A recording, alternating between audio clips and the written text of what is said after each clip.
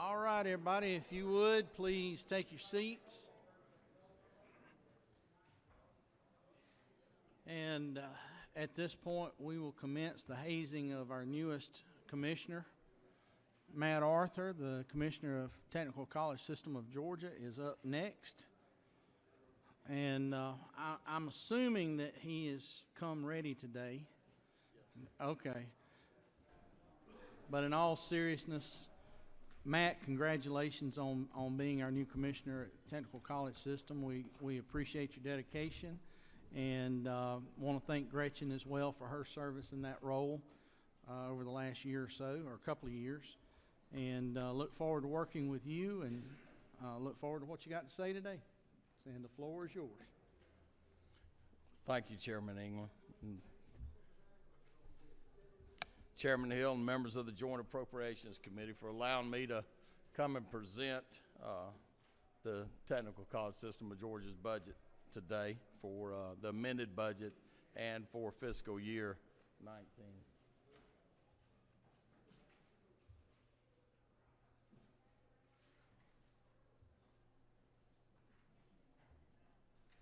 Maybe.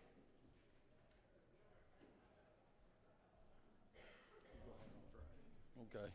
He's going to drive.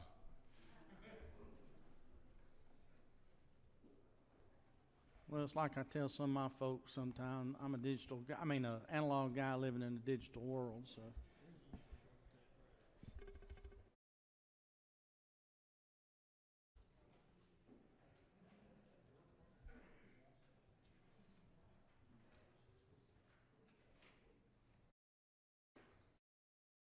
All right, we're good. Our mission, as you see here, is to provide technical, academic, and adult ed and training focused on building a well-educated, global, competitive workforce. What that means is our mission is to provide the workforce for the state of Georgia. That's what we do. That's our number one priority. And the education that it takes to provide a skilled workforce. We've got 22 colleges and 85 campuses. This map is pretty close to the same one you see, except in the southwest corner of Georgia. You see that Bainbridge, as of July 1st, 2018, will become a satellite of our Southern Regional College. Here's our population of students, and at any time we're training and educating right under a little 250,000 students across the state. Technical ed, we were last year at 134,000, adult ed 52, and quick start trainees last year was 27. That number varies from year to year. Next slide. Our graduates, we graduated right under 35,000 last year. You see that we're steadily increasing that as we put an emphasis on that, and we'll continue to do so, of course, with the governor's initiative of Complete College Georgia. We keep this perspective in mind as we're going through. And with Complete College Georgia, you see that right now we're right under 34,000 students ahead of where we should be or where we expected to be. We're right where we should be. We need to continue moving this number up, but we're glad to stay ahead of that at this time.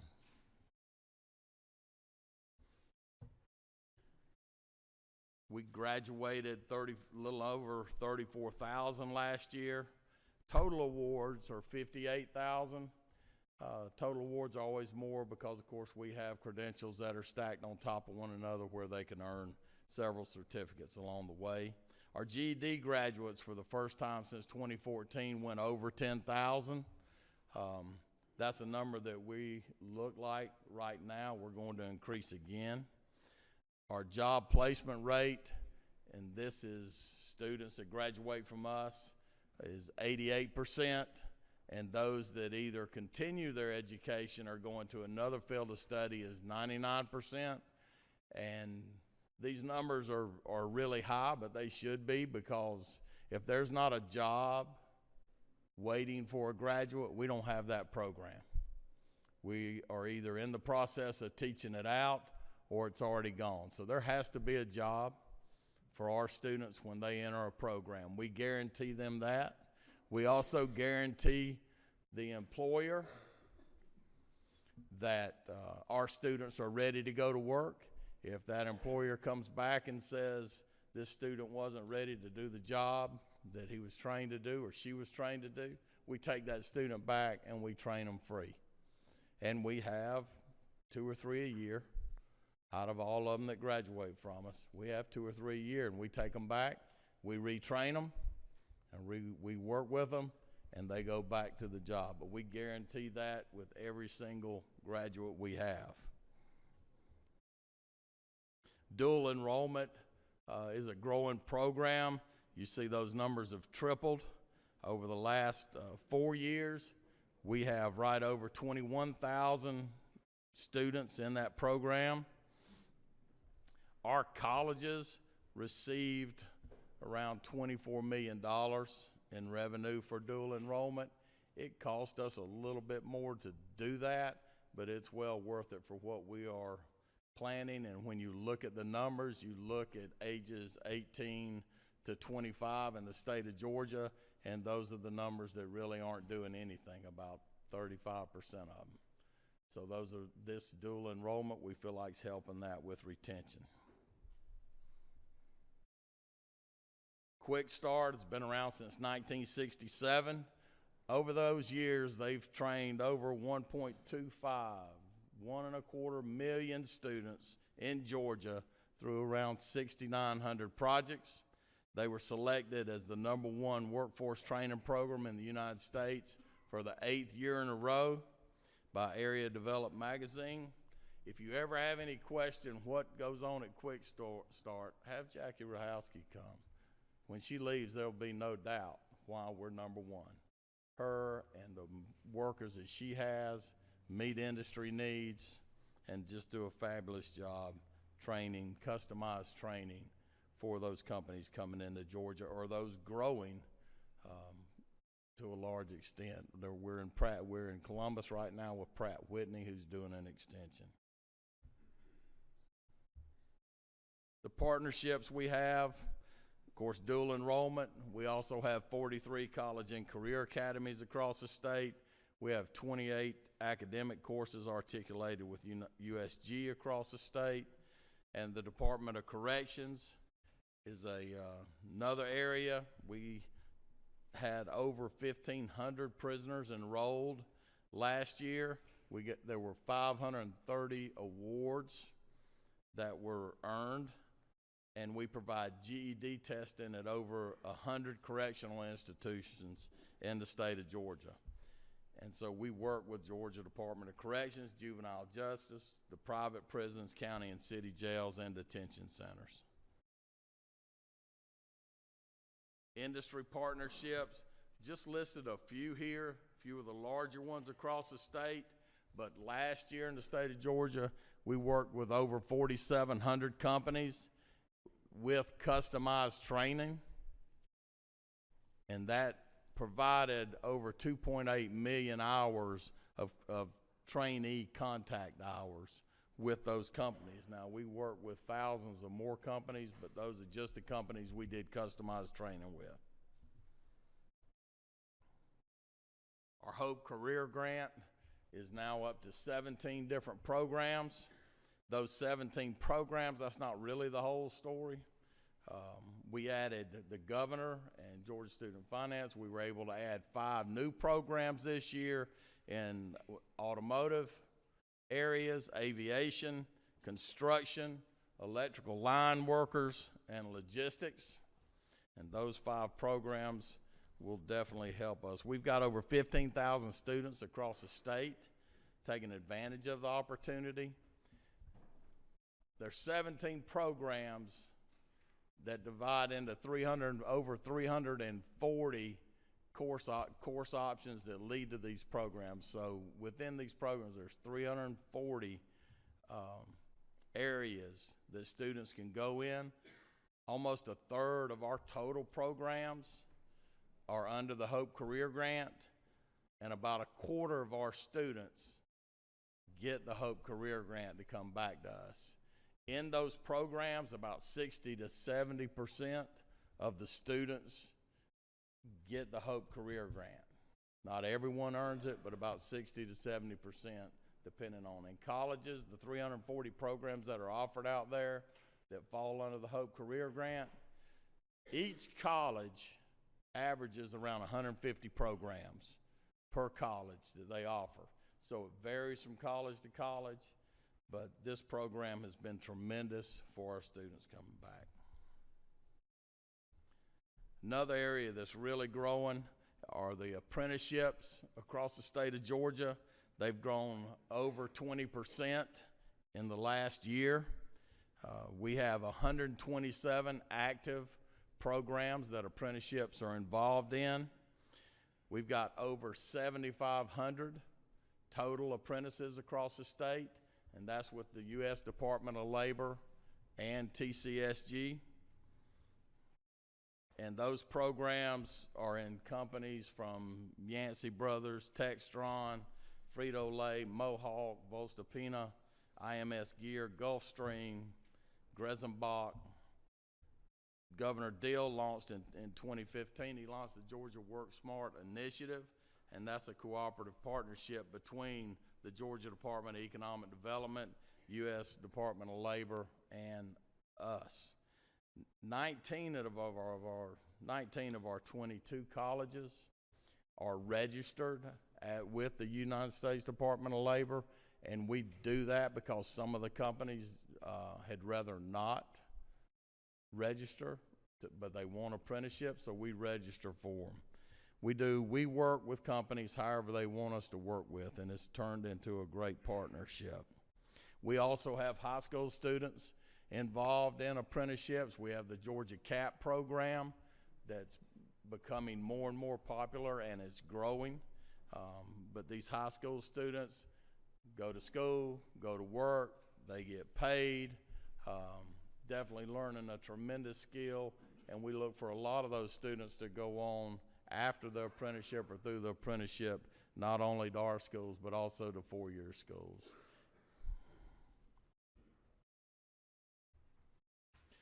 The first budget that you see up there is the amended budget, FY19. The only really adjustments, if you look at it in the middle, what's changing, we've got adjustments for insurance premiums are going up and merit assessments are going up for the most part. But if you look under the technical ed, $1 million of that is being recommended to purchase 2 mobile welding labs across the state. One of the problems that we have is providing equipment where it's needed. And so these 2 mobile welding labs will be tremendous for us to use across the state, where students can't get to one of our campuses and we need to get to them. The FY19 budget, as you see it, the first 4 programs that are listed, the changes in it are due to teacher retirement system going up, merit assessments, insurance premiums, and TeamWorks. The use of TeamWorks is also going up. Under the Department of the Administrative Program, you see that there's $1 million increase there, and that is to be used to continue. We're recommending that to be used to continue the marketing program that hopefully you've seen on TV, started last fall and went through Christmas, and that $1 million would be used to continue that program on. Under Tech Ed, you see that change. Most of it is for TRS, merit assessments, TeamWorks, and insurance premiums. However, there's almost $1.7 million, $1.685 million in there that is for the funds for Bainbridge State College coming to us, and it's from the teaching program there at in the Board of Regents, and formula growth for our increase in square footage. So that is also part of that. The final program that you see at the very bottom is listed as the Governor's Office of Workforce Development, and it identifies funds to transfer customized recruitment initiative from the Workforce Solutions Program and Department of Labor, and it's coming to us. The recommendation is so that we can get those students and connect them through, and trying to streamline workforce development in the state of Georgia under one roof. Next slide is capital outlay, and you see the first one, $25 million for MR&R, and that's major repairs and renovations. This program, we really couldn't exist without this. This handles when roofs go bad, when HVAC systems go bad. We have started, this is based on square footage. We don't give it out according to square footage, because some of the colleges are pretty small and don't earn a whole lot, but then they can't fix their roof with what they would earn with. So we distribute that from the system office down. We found that's a much more efficient manner to do that, but we couldn't exist without this money. Next one is a new category. You've seen this before as obsolete equipment, and you've seen it in world-class lab funds in the past. It's called equipment refresh.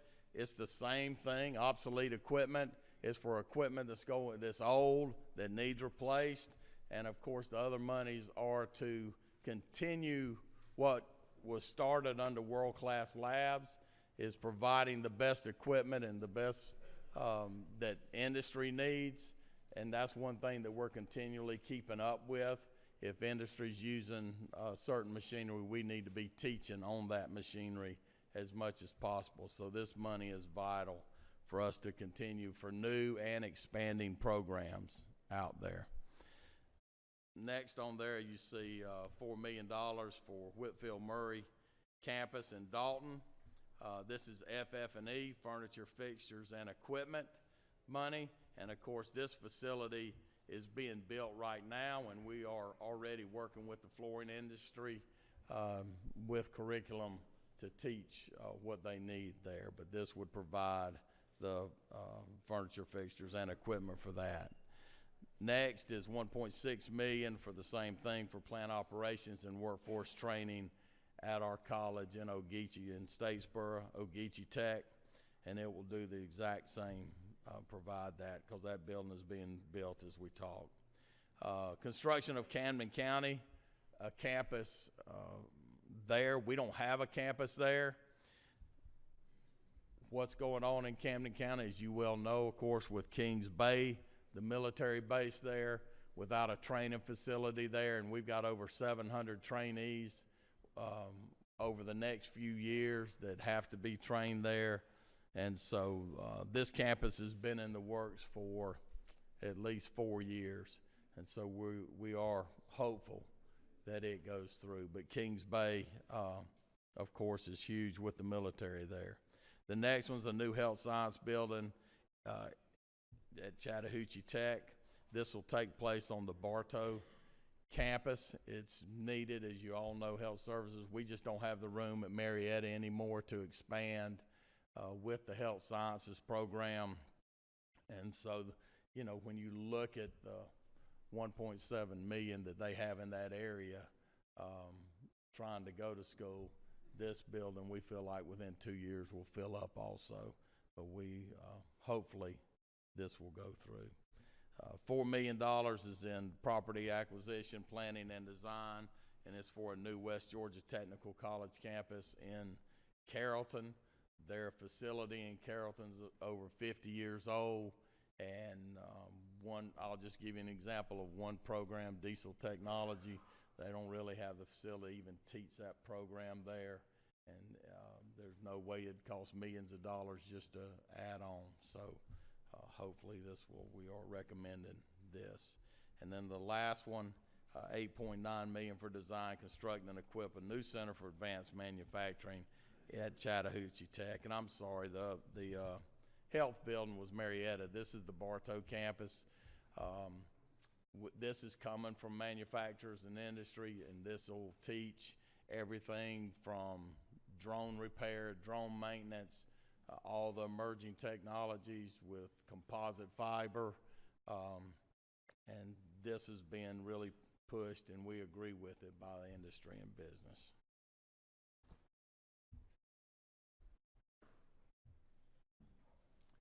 Any questions?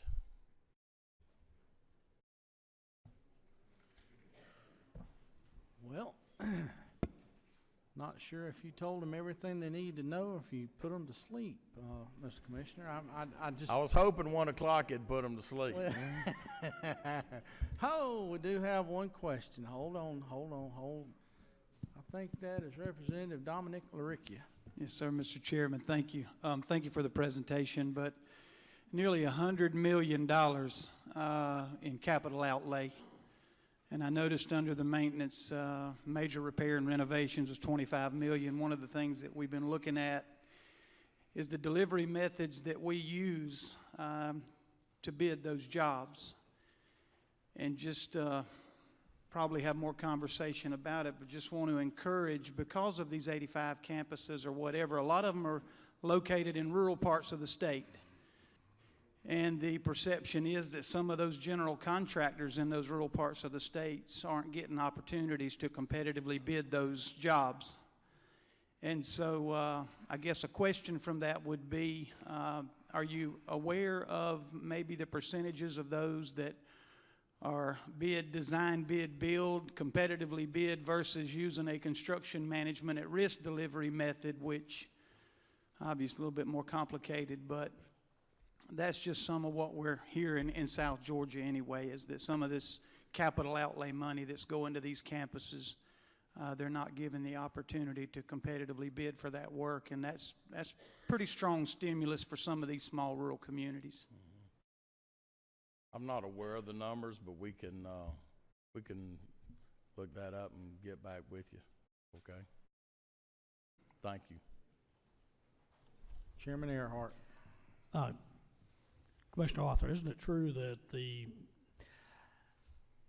competitive nature of the construction design, all of the community over the last 25 years has gone from a set of projects in the state of Georgia that were 80% over budget 25 years ago, and most, probably 90% of them late, to, I'd say 99% of them under the budget, and all of them on time because of the work that's been done by the members of this House and Senate to make and be sure that these projects are competitively bid. The best practices of the construction and design industry all across this nation have been adopted by the state of Georgia, by the agencies led by the constitutional officers in some cases, and those appointed by our governor, are well aware that it has to be competitive. It has to be clearly set out that anybody can compete for those jobs, and that I'm of the opinion that we've done a good job over the years. And anybody should have an opportunity, but no one should be guaranteed an outcome, no matter where you're from.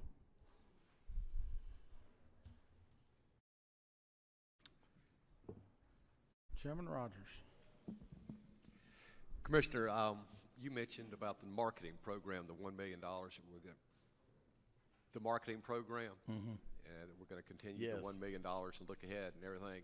To me, it's been extremely effective. I've seen all kinds of things. You want to expand on that just a little bit, what it's meant to your students and to what you're seeing from that? Yeah, we received a report last week.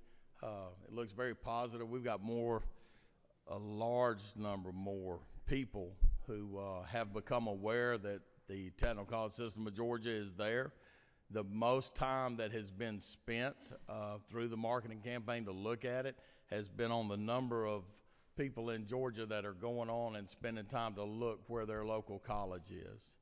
And our average time went from less than a minute to over 4 minutes that they're spending on the website. And of course, some of that was just reconfiguring our website. But we are seeing an increase in knowledge and an increase in our enrollment also. But just is piqued an interest out there. And also the attitudes about technical college. You know, I know you've heard the saying, but this is not your daddy's technical college anymore. It's not. And if you haven't visited one, please do. But people out there still see it that way. I would throw one other plug in there. If you get the invitation to either judge the goal students at the local campus, or if you get invited to judge your goal students on the state level as they have risen to that level, I think there are 9 each year, if I'm correct. Take the invitation up and go do it. These are some most impressive folks that you'll ever see, and I guess, you know, I think a lot of times about kids transitioning out of high school, but one of the most impressive things in judging this past year to realize there were folks there my age and older that were the gold students for their particular technical colleges, and a lot of non-traditional students that make it there too. It's incredible to see and incredible to watch. So I'd encourage you, if you have that opportunity, to do so. Representative Gravely. Thank you, Mr. Chairman. Just to expand a little bit on the need and the work that this body has done in regard to the West Georgia campus. It's my understanding that that campus has a seamless transition program with the University of West Georgia. Yes. And due to the needs of that community and seeing the importance of the technical college system, is it not true that that campus currently is landlocked and could not expand even if they wanted to? It is true. Thank you. That is true. Okay, Commissioner, don't appear to be any other questions. We certainly do appreciate you being with us and look forward to working with you. Well, thank you. For what I y'all look do. forward to it.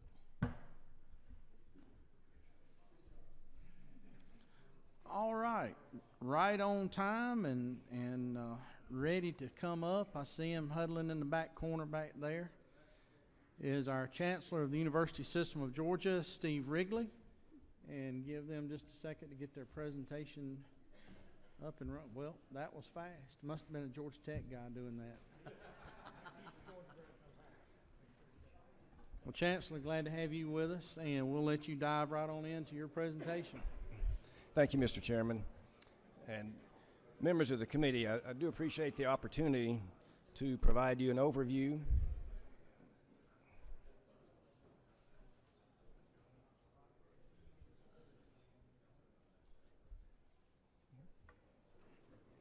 Okay, everybody, listen up. Thank you, Mr. Chairman. I do appreciate the opportunity to provide you an overview of the university system's budget request for fiscal year 2019.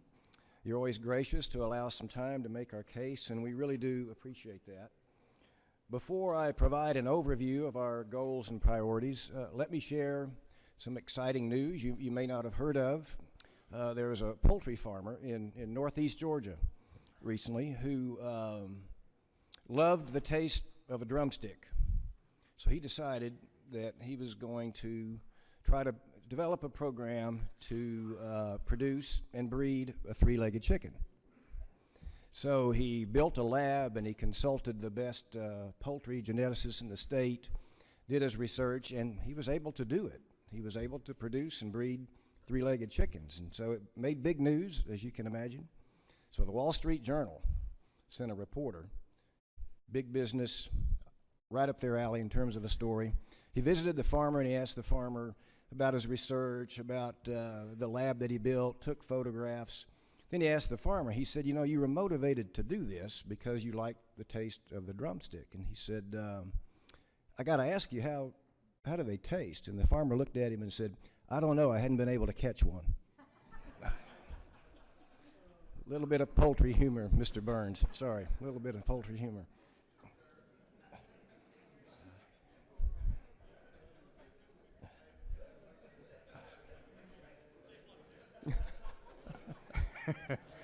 Okay, sorry, Mr. Chairman. I'm sure Abbott, Massey, and others are probably chuckling about that. I gave it my best shot. So, Chairman Hill says don't quit your day job. So, good point. Good point. We are grateful to you and to the governor for your consistent support of public higher education. We believe investments in education across the spectrum, K-12, the technical college system, and the university system, pay off in the form of a more prosperous and economically competitive Georgia. There's probably no other time in our history when it has been so essential to acquire knowledge and be adaptable in order to participate fully in the economy. The demands of today's dynamic economy make the university system's mission critical to our state's economic future.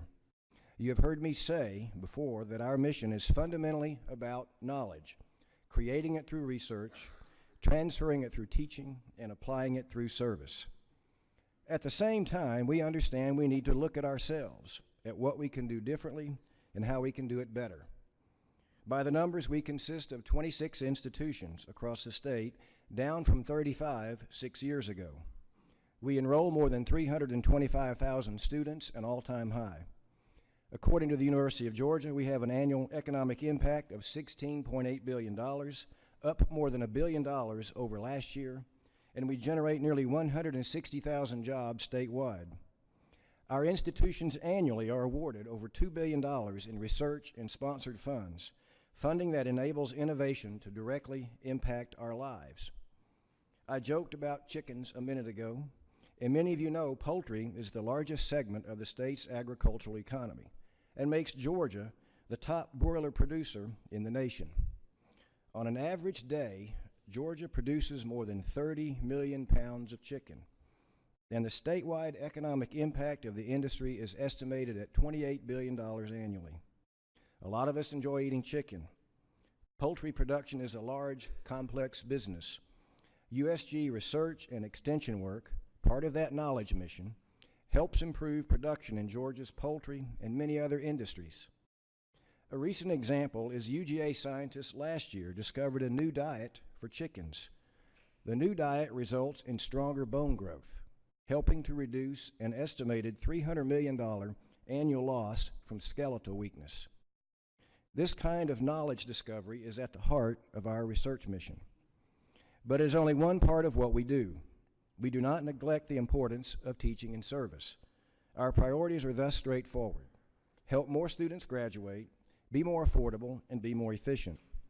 Governor Deal launched the Complete College Georgia initiative in 2011 to boost attainment levels across the state.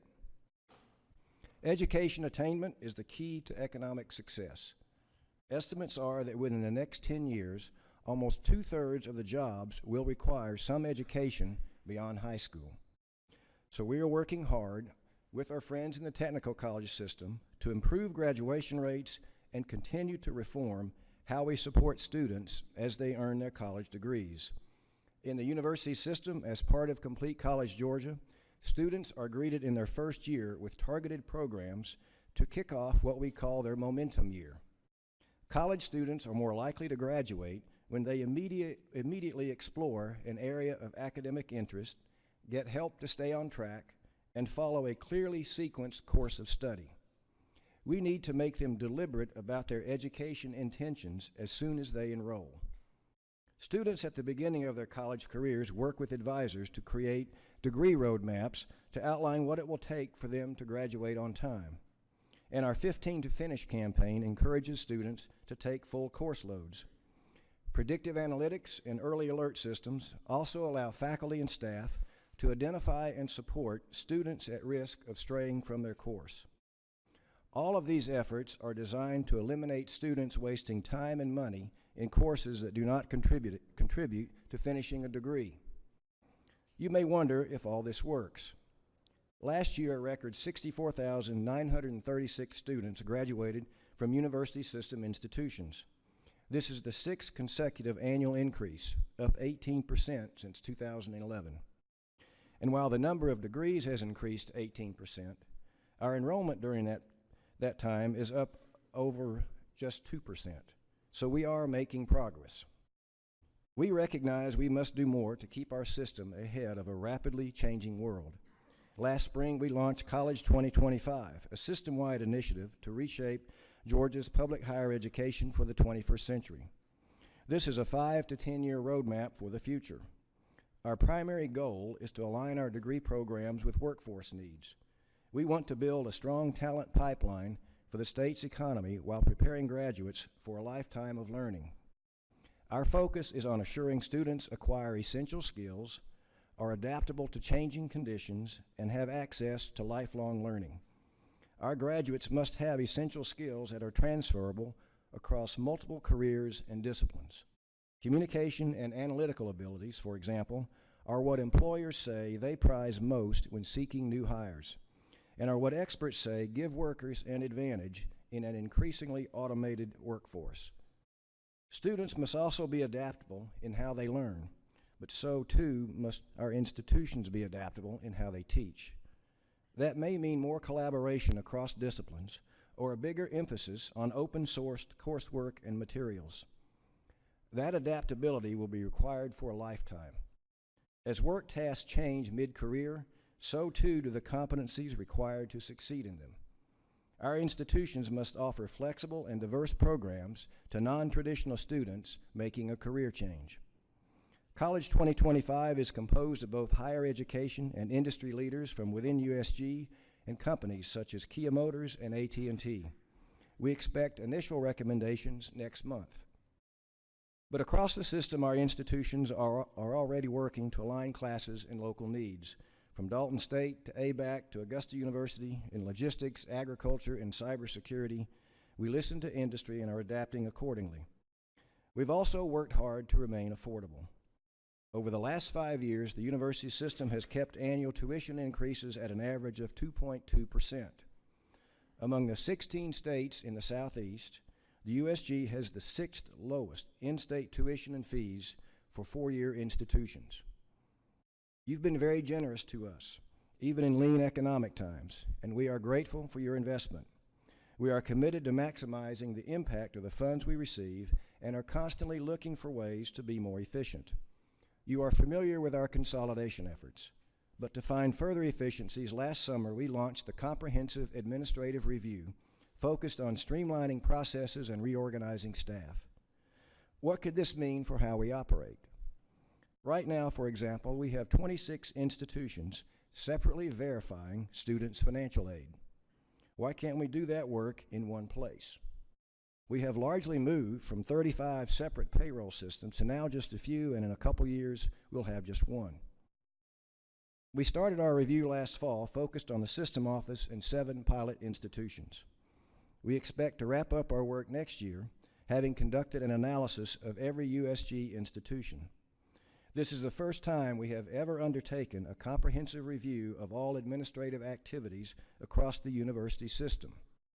Some folks suggested to me, just give me a number to reduce by, but that frankly is taking the easy way out. We don't just want to reduce how we do things, we want to change how we do them. The research, teaching, and service that occur in our institutions have a lasting impact. So do these ongoing efforts to improve ourselves, to be more modern and responsive. All of these efforts support our ultimate mission, knowledge, which drives innovation, and innovation drives the economy. And sometimes we have to be patient with that process. Let me give you an example. Have any of you heard of the Perrin-Frobenius theorem? Just stick them way up high. It is an algebraic theory developed by 2 math professors in the early 1900s. Here is a description which you may recognize. The Perrin-Frobenius theorem provides a simple characterization of the eigenvectors and eigenvalues of certain types of matrices with non-negative entries, in particular primitive and non-negative irreducible matrices. I have no idea what that means. But as I said, it was a math theory that was developed in the early 20th century, put on the shelf until about 90 years later, a fellow by the name of Larry Page, a graduate student at Stanford, relied on that theorem to develop something called the Google search engine. So that piece of knowledge, a math theory, lay dormant for decades, but then when it was relied on to create one of the world's great innovations and to transform how we use the internet. At its best, that is what knowledge creation and transfer are all about. We are grateful for your long-standing investment in the university system and look forward to working with you this year. Now I'd like to ask Executive Vice Chancellor Shelley Nickel to present the specifics of our budget. Thank you.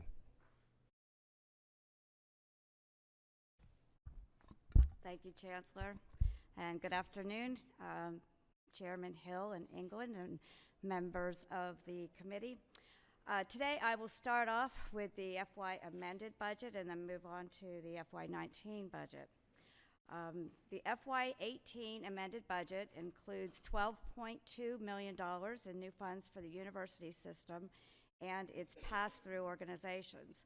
I'll highlight the major items included in the amended. In the right-hand column on the slides, you'll see the tracking sheet number for your reference.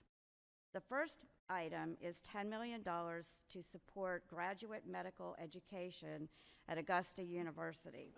Several factors have put financial pressures on both the university and the hospital, including the increasing costs of providing medical education, the growing medical services provided to other state agencies, and significant capital needs at Talmadge Hospital.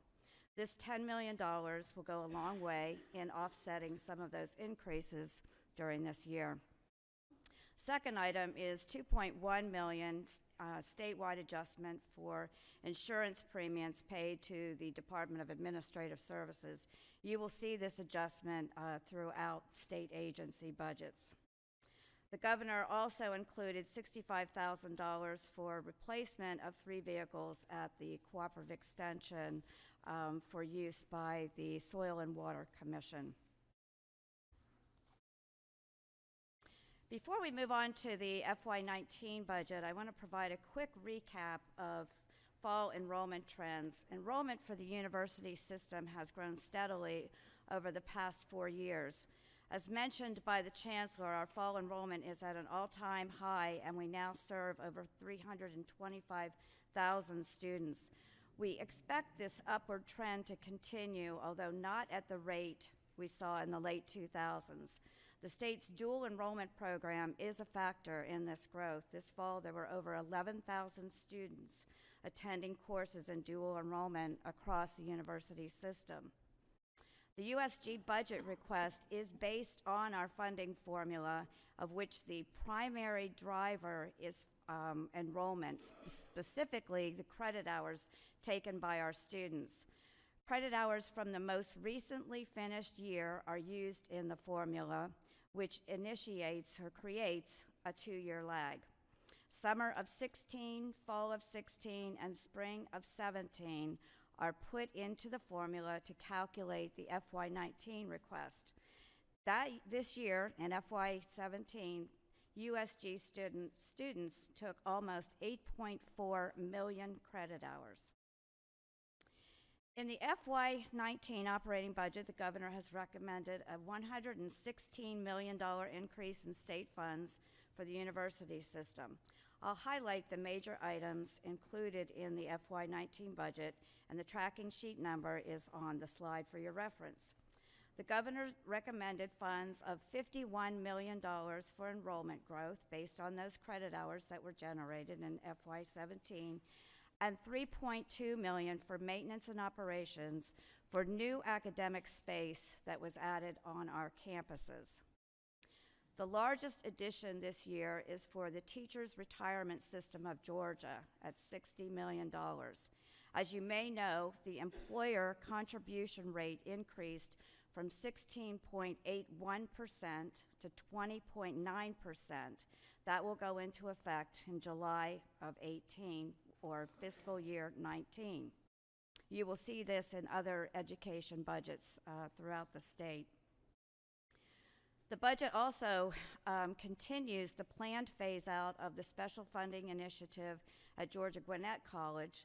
The $1.3 million reduction represents year 5 of the 7-year planned phase out. The next item is a transfer of the maintenance and operations funding to the Technical College System of Georgia. It represents the transfer of land and facilities from Bainbridge State College to the Southern Regional Technical College. I believe you heard Matt Arthur speak about that a few moments ago. The next item is the funding for the Georgia Cyber Innovation and Training Center. $4.5 million are recommended for personnel and operating expenses to facilitate economic development, which includes recruiting, training, and retaining cybersecurity technology experts, and to operate the center, which is located on Augusta University's Riverfront campus. This slide shows, I'm going to move on to the governor's capital recommendations, and this slide shows the overall capital recommendations for FY19, and I'll also show the specific recommendations by institution. The first item is our MRR, or Major Repair and Rehabilitation Fund. We're incredibly thankful for the governor's support in this area and his recommendation of $65 million in new bond issuance for MRR needs. These funds are used to invest in existing facilities and infrastructure at every institution. MRR goes a long way in addressing the current backlog of capital maintenance and upgrading existing facilities to meet current educational and safety demands. The governor also recommended $7.3 million to provide equipment for 4 projects that are currently under construction, which are a combination of new construction and renovation projects. On the large cap, the governor recommended funding to support 4 construction projects. Several of these projects will be supported by other funds, including private donations and institutional funds. The Augusta University project will be the first undergraduate teaching facility on the Health Sciences campus and includes teaching and research labs to grow undergraduate research programs. The Georgia Tech funding is for the second phase of a project to adaptively reuse Crossland Tower and Price Gilbert Memorial Library into a research library for the 21st century. The Georgia Southern Center for Engineering and Research will create a hub for applied engineering education. And UGA's STEM Research Building will house interdisciplinary research that benefits industry and promotes economic development. The recommendations also include planning and design funds for a new convocation center at Georgia State University. And one last item, the governor also recommended $5 million for Georgia Tech to build out and equip a highly specialized research space at the Technology Enterprise Park in Atlanta. This concludes the budget recommendation overview. The Chancellor and I would be happy to answer any questions of the committee. Thank you.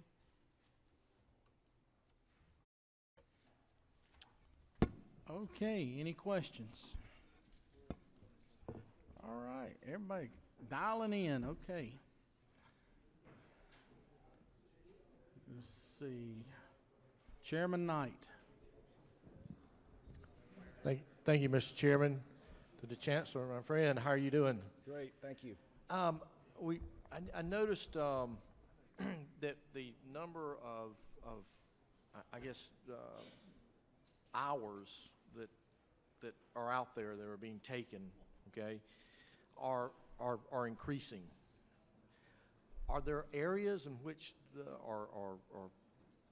what curriculums or what degree programs are you seeing trends in where we're seeing major increases in particular hours, or are there programs where we're seeing decreased hours being taken? I'll have to get you the specific data on that. As I mentioned earlier, our institutions have made a deliberate effort to encourage students to take 15 hours, and we're really beginning to see students buy into that. As soon as they enroll, we encourage them to do it. I'll have to get you specific information where the growth is. I hesitate to say it without having the data in front of me, but I do think there is some shift away from what we would think of as traditional humanities disciplines more to the STEM area. I don't know how great that shift is, but I'll get you some follow-up on that. Okay. Representative Taylor, Darlene. Thank you, Mr. Chairman. I had a question concerning the transfer of properties and facilities in the Bainbridge State. On one page, you showed it as a loss. Some were losing. They were going to the Southwest Southern Regional Technical College.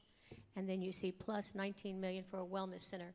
Is it being split? Some of the facility is attached to the college and some to the technical system?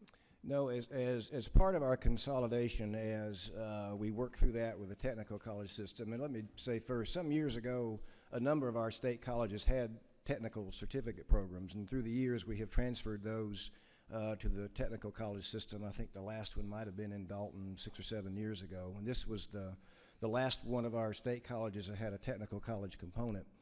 And as we started the consolidation with Abraham Baldwin and Bainbridge and worked with our partners in the technical college system, it turns out that the majority of the space will be utilized by TCSG, and so we felt like it made sense for them, in effect, to be to manage the campus and to own the campus. So it's in that shift of that building to TCSG is part of the overall transfer of the campus to TCSG, and then we'll rent space from them for our instructional needs. Thank you. Representative Henson.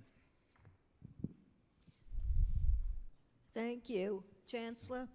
I just want to give a shout out of commendation to the veterinary school that we have up at UGA.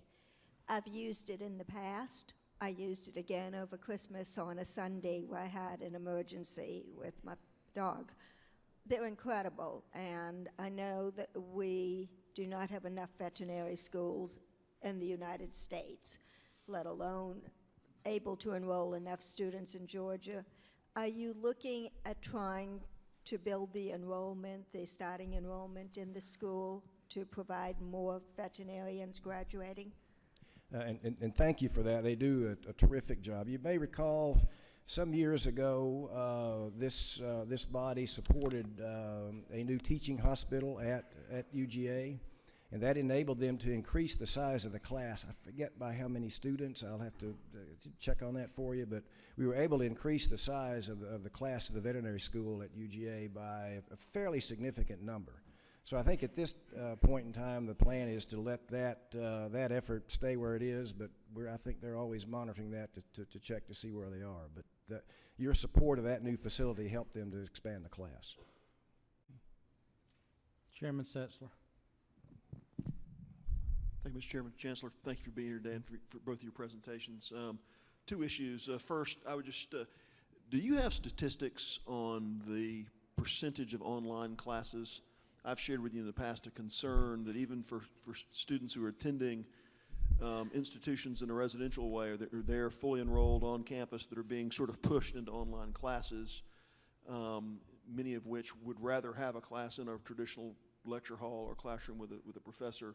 But we know there are financial reasons across the country that are kind of pushing things more towards online. How are you all managing the online course offerings versus traditional course offerings? I don't think any students are being pushed to online classes, but it is a way for us to offer far more access to our programs, particularly through eCore, which is our program for offering the entire core online, and actually through eCore, textbooks and instructional materials are free if you take the course online. And we're developing a program called eMajor, which would be a system-wide online program that would, in addition to the core, allow students to complete a major online. Our institutions don't really push students one way or the other. Students get to pick. I think probably most of our students take a blended course load, and a lot of times they may take one online class and 2 traditional classes, or vice versa. And the review process, the approval process for an online course is the same as it is for a traditional classroom course, so there's really no difference in quality. The one thing we have to provide is more, for some students, more support, because some students are more likely to drift away from that class than they are a traditional class, and so our institutions have to provide more contact, more support to those students. We're still fairly early in the online business, in the online world. We're learning as we go. I think it needs to be a component of our offerings because some students simply aren't able to physically get to a campus. They can't always afford what it takes to get to a campus or live on campus. So I anticipate it'll remain an important part of our overall offerings. But we watch it pretty carefully and ask our institutions to watch it. And I ask that question because I don't think anyone would dispute somebody that doesn't have physical access to a campus shouldn't have some access through online. That's not what I'm suggesting. But what I'm wanting to really kind of go to the thrust of is, again, something I think I've shared with you before, is students who are on campus come to me and tell me all the time, the only way I could get the course I needed was an online course. That percentage-wise, more and more courses are moving to online offerings. I had a nursing student in a nearby school tell me that, it wasn't a nursing class to be sure, but one of her classes she needed for her path that she really wanted to take in a traditional setting was only available to her in an online course. And I just want to continue to sound the caution that let's keep higher education, the things we do very well, let's keep doing them well. And I think sometimes we give ourselves permission because online education gives people who can't get to campus access. We sort of put it in the good, we sort of put a check by and say online education good, but with respect to the things that happen inside of a classroom, I want to make sure the investments we're making for the classroom experience that we know is a great experience to continue and not to sort of diminish with the promise of online learning, because I do think there's some limitations to what it can deliver. I wasn't sure if you track those things at the Regents level, percentage-wise, or not. I'll have to check. I know we've had a lot of growth in the number of students enrolling in at least in one online course, and sometimes it is driven just by their convenience. And I don't disagree with you. I don't ever see a point in time, and shouldn't, where online fully replaces a traditional classroom experience, particularly for certain kinds of disciplines and certain kinds of courses. But I'll check to see if there is a shift where we're not offering as many traditional classes and more online. I don't think that's occurring, but I can certainly look into that, and I don't disagree with you. I really don't. Thank you. Representative Jackson, Mac Jackson. Oh, blame it on Chairman Powell. Okay, and we'll see how that works out. Chairman Parsons.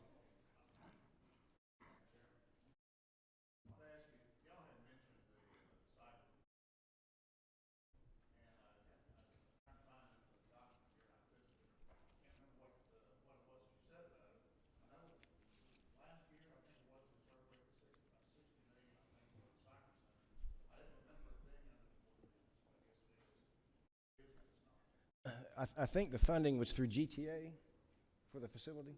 I think it was through GTA.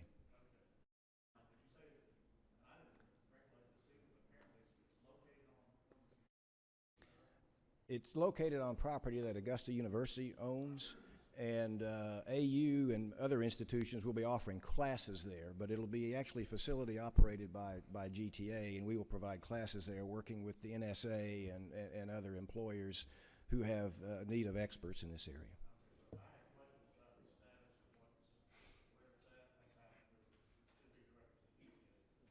They are managing the construction of that, yes, sir. Mm-hmm. Chairman Parsons, he could tell you more, but he'd have to kill you because it is national security. So, all right, Chairman Dickey. Thank you, Mr. Chairman. I think along the lines of with Chairman Parsons, the $4.5 million for the cyber training center. How many new faculty is in that $4.5 million facility? Is that for faculty? I'm not sure. Do you know yet? There's 19 employees. I'm not sure how many would be faculty. 19 employees? Yes. Okay, thank you. You want to, I'll let Shelley answer. The 19 are for operations of the facility, so I'll have to find out how many are faculty. When will the facility be operational? I think it's August. I think so. Okay, thank you. All right, that appears to be all the questions. I think most all the Senate left. There was a a swearing in at 2 o'clock for one of their newest members. Either that or they're chasing some three-legged chickens. I'm not sure. Not sure which they're doing. But Chancellor, thank you for being with us. And we appreciate it. Look forward to working with you. Thank you. Same here. Thank you, Mr. Chairman. Thank you, Tracy.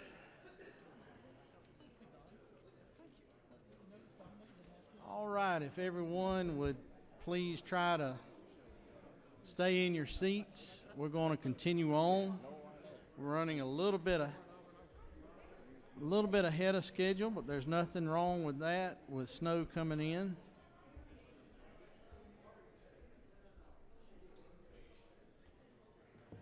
We have up next our interim president for the Georgia Student Finance Commission, Ms. Kaylee Noggle, and we're looking forward to hearing from her. She's kind of having a pinch hit because she is interim, but that's all right. Never a problem with that. So thank you for being with us, and we'll get everybody settled back down here in just a second.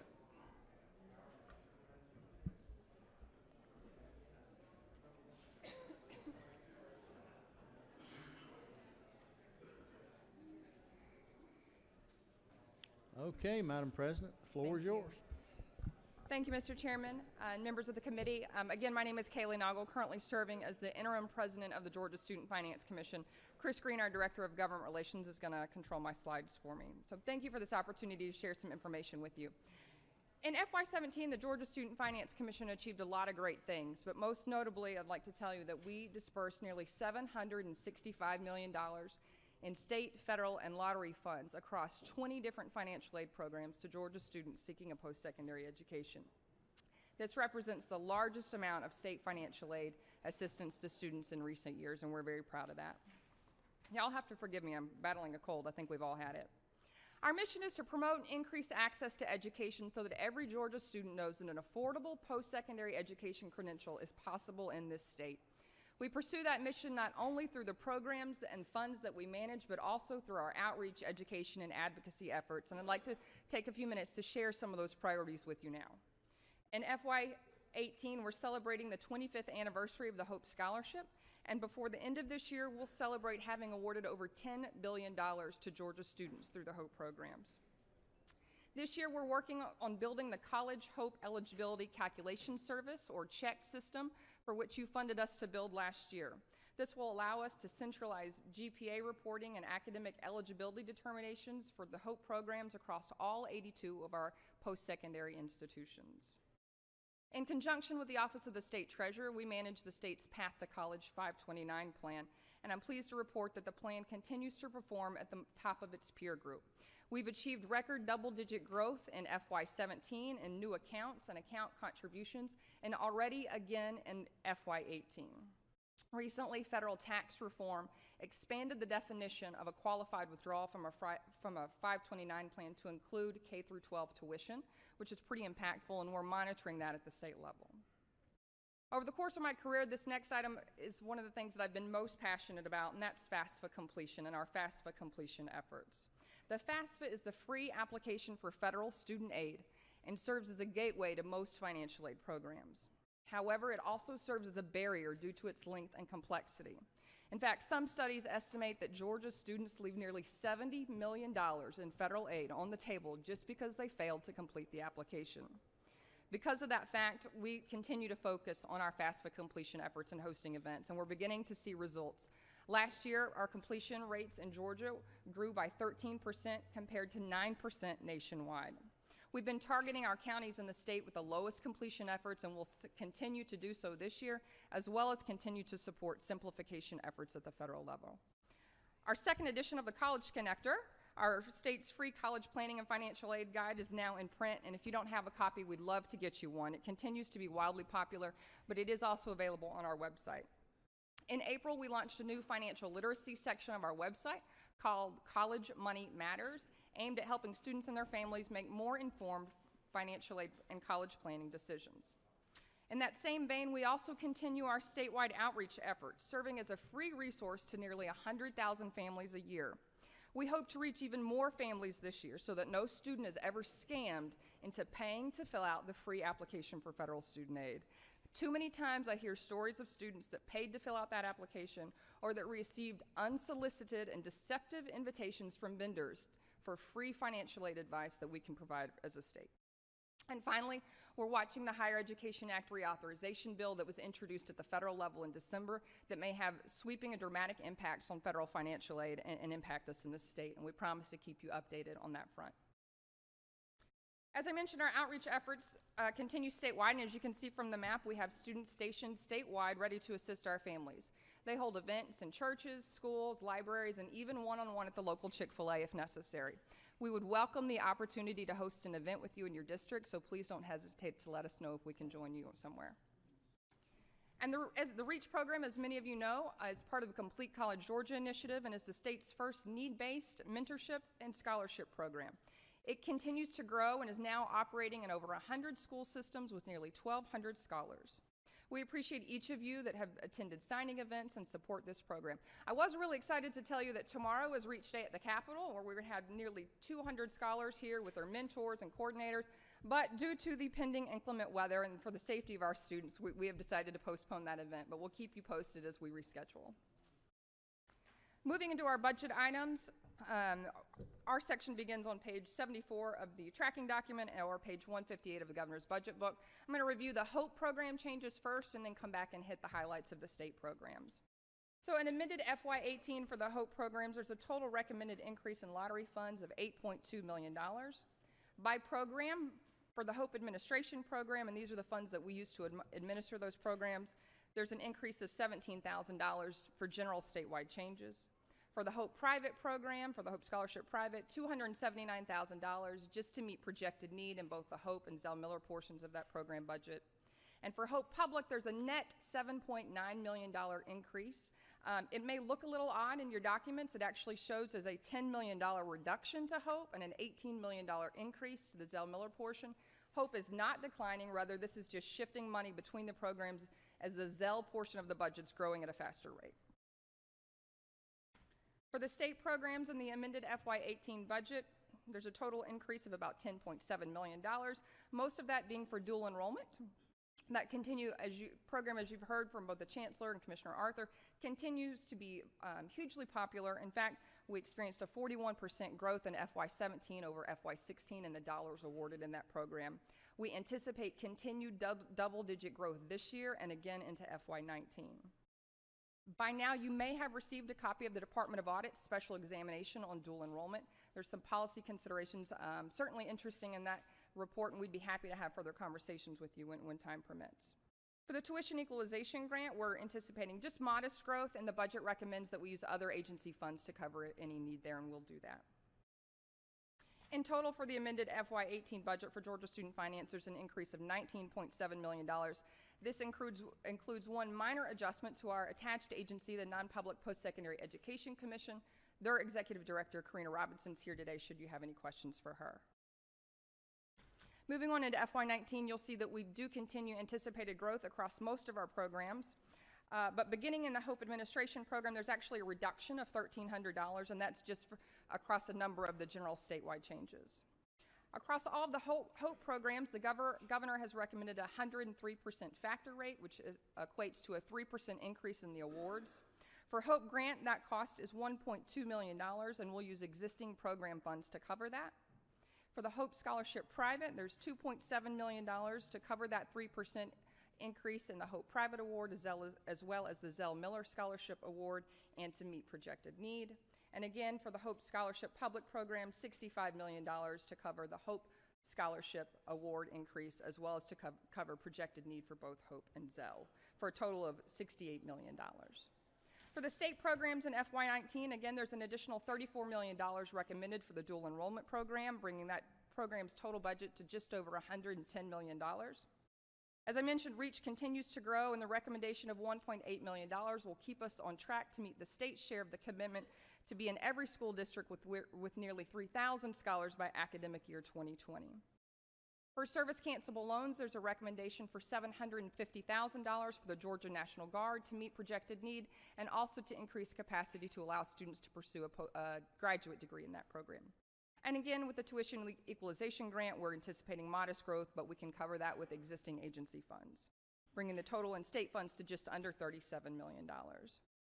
In total for FY19, the increase from the governor's budget is $106 million. With that, Chairman, I'm happy to take any questions.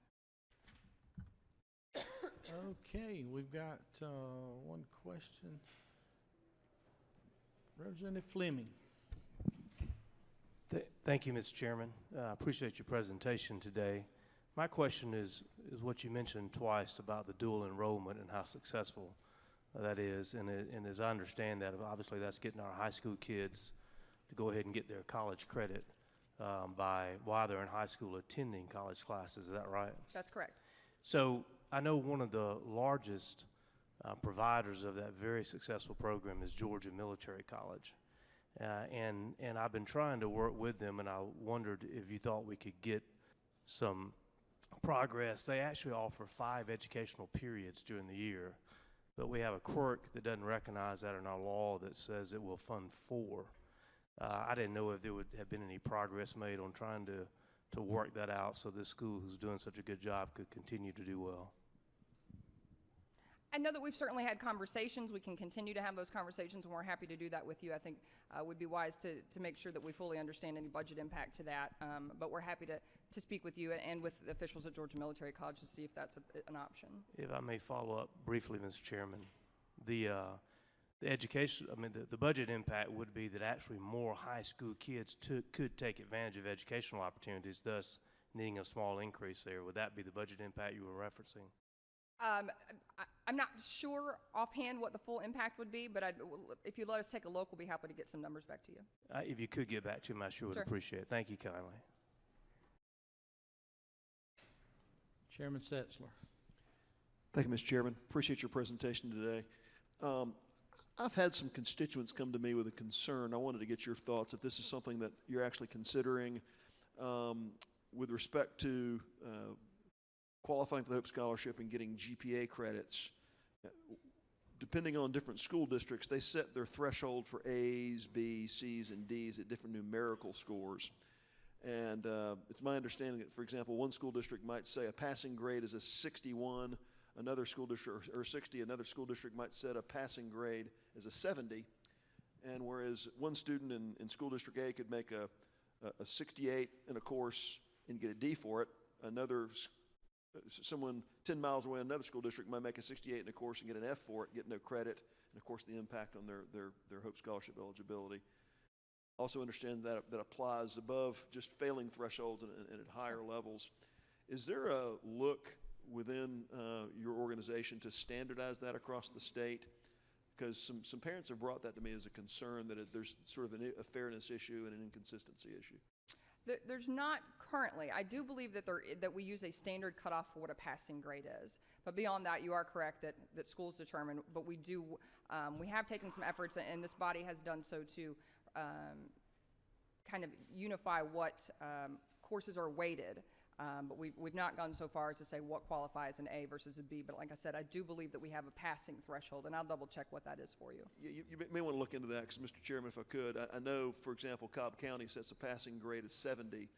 Other counties set it at 60, and their kids who score, they may be students that have a pretty high GPA. Maybe they stretch for a class, and they come in, something happens, they kind of sag on, and they make in the 60s, and they're getting a failing score. Not only is there a GPA hit, that's also a credit hit in terms of their advancement. And I'm not wanting to micromanage what school districts do and how they apply that, but I do think for consistency across Hope, that may be something you could look at. Sure. I think it's having an impact in ways that surprise parents sometimes. Sure. All I know is if in Bear County, if anything below a 70 and above a 60 was failing, there might have been somebody at the head table here having a little more trouble than he did. Anyway, Representative Hughley. Representative Hughley, have you got a question? Thank you, Mr. Chairman. Thank you for the presentation.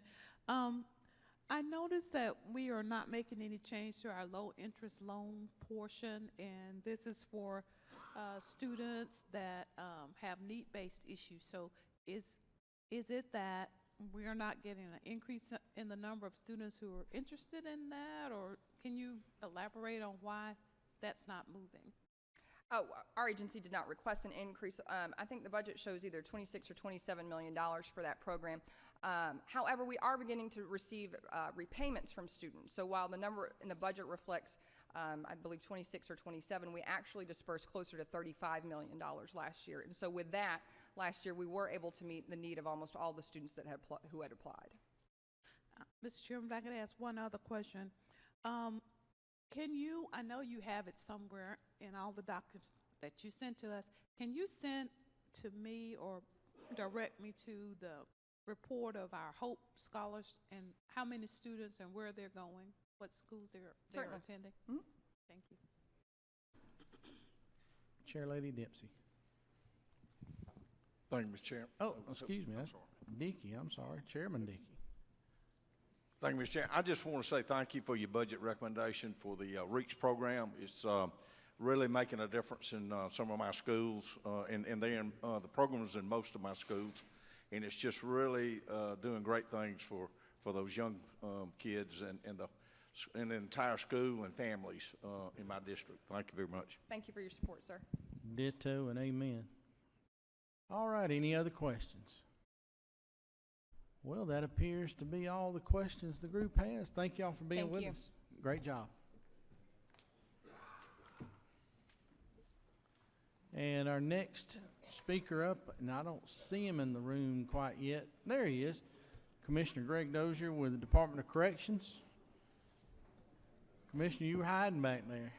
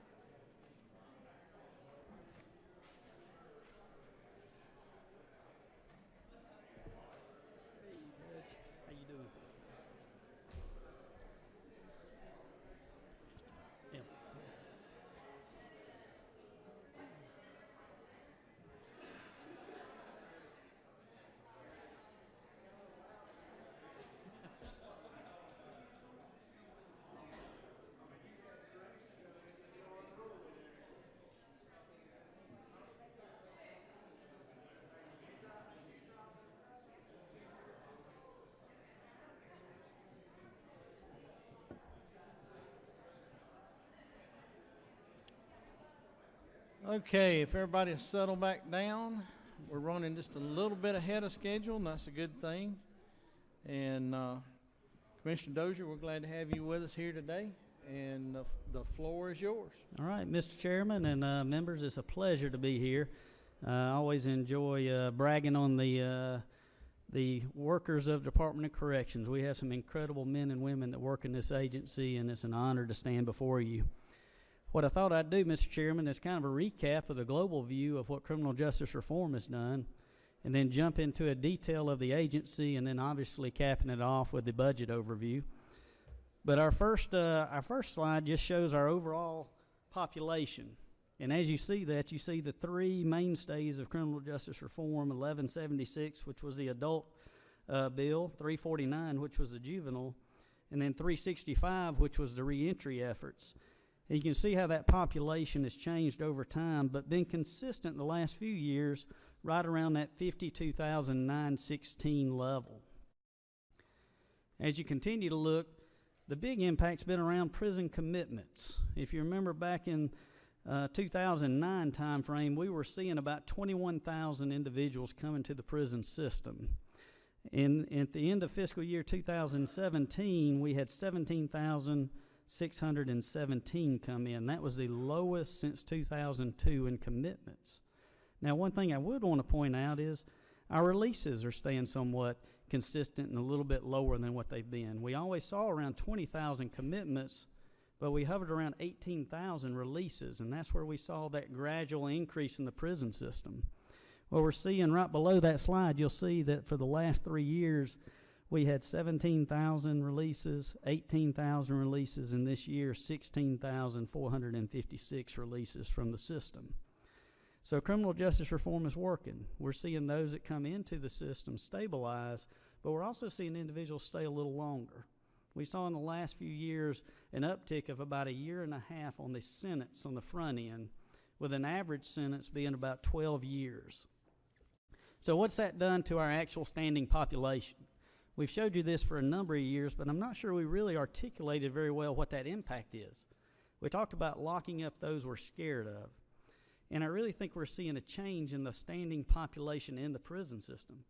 We've kind of lulled ourselves in seeing that we've hovered around that 52,000 offenders, and we're real proud of that, but we've kind of not really talked enough about what is the population looking like. When you see a 5% growth in that those in the prison system are in for a violent offense, going from 63 to 68%, that represents 2,645 additional offenders in the system in for a violent primary offense.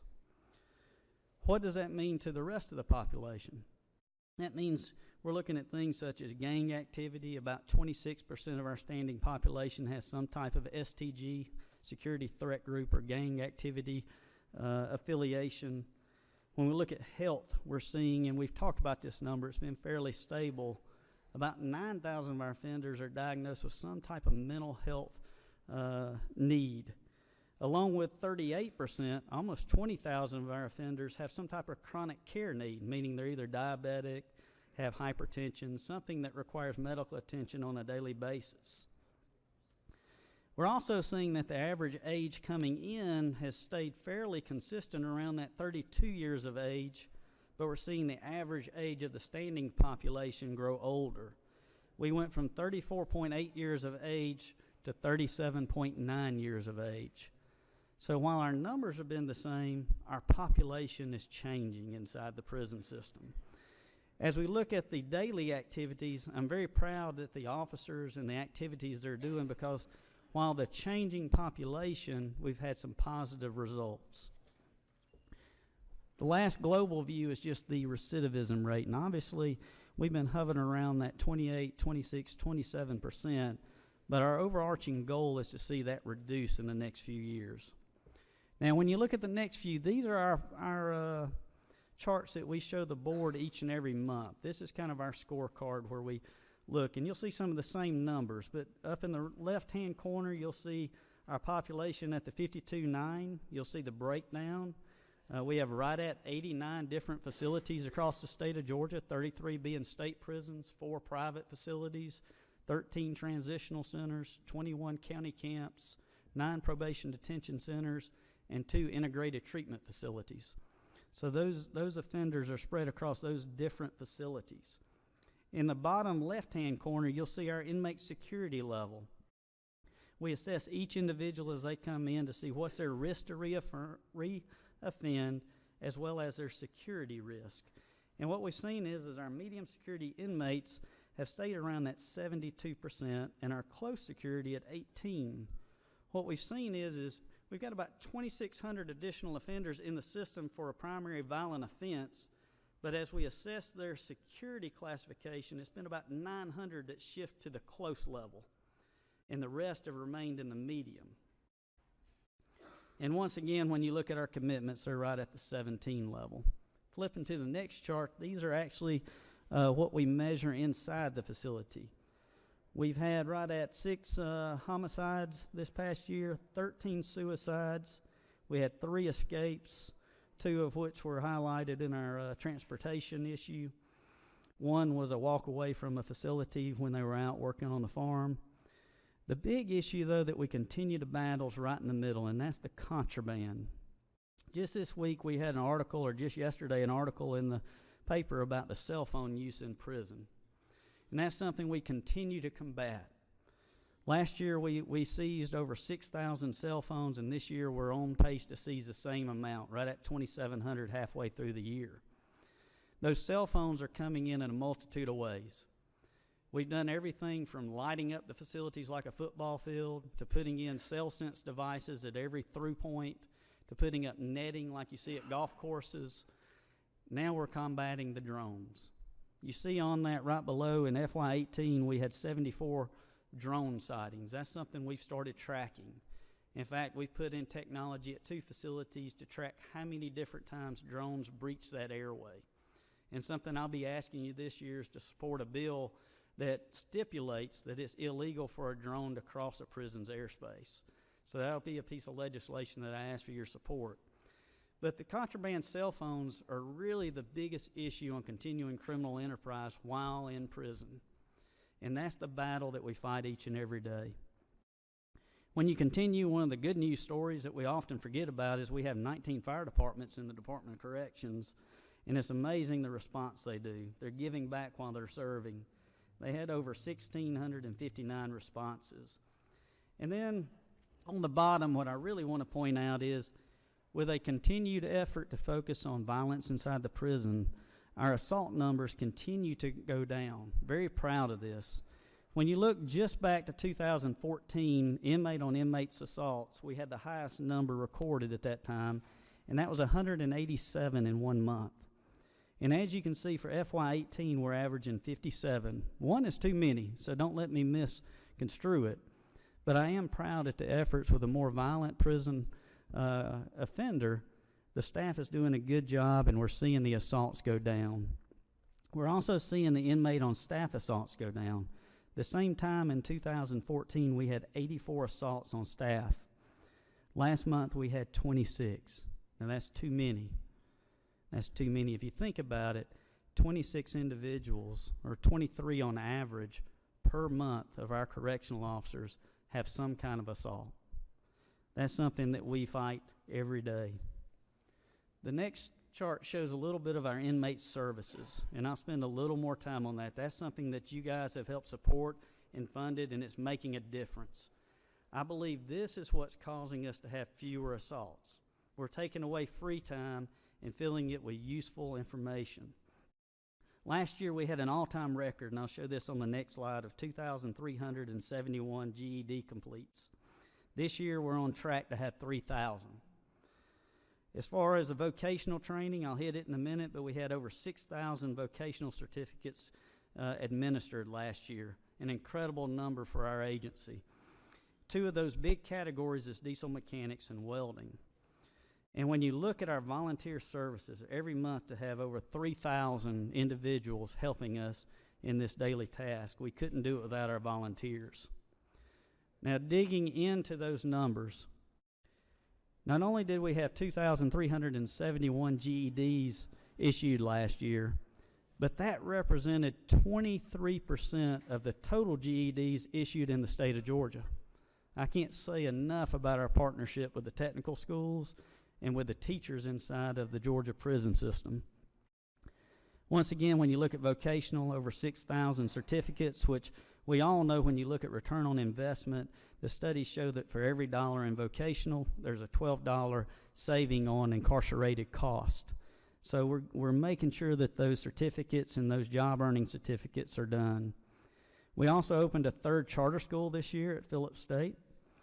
And then the large thing, if you would, go ahead and flip to the next one because it shows a pie chart of that bottom. But when you look, 52,000 offenders, and we had over 30,000 enrolled in some type of educational class. And that doesn't include the actual cognitive classes.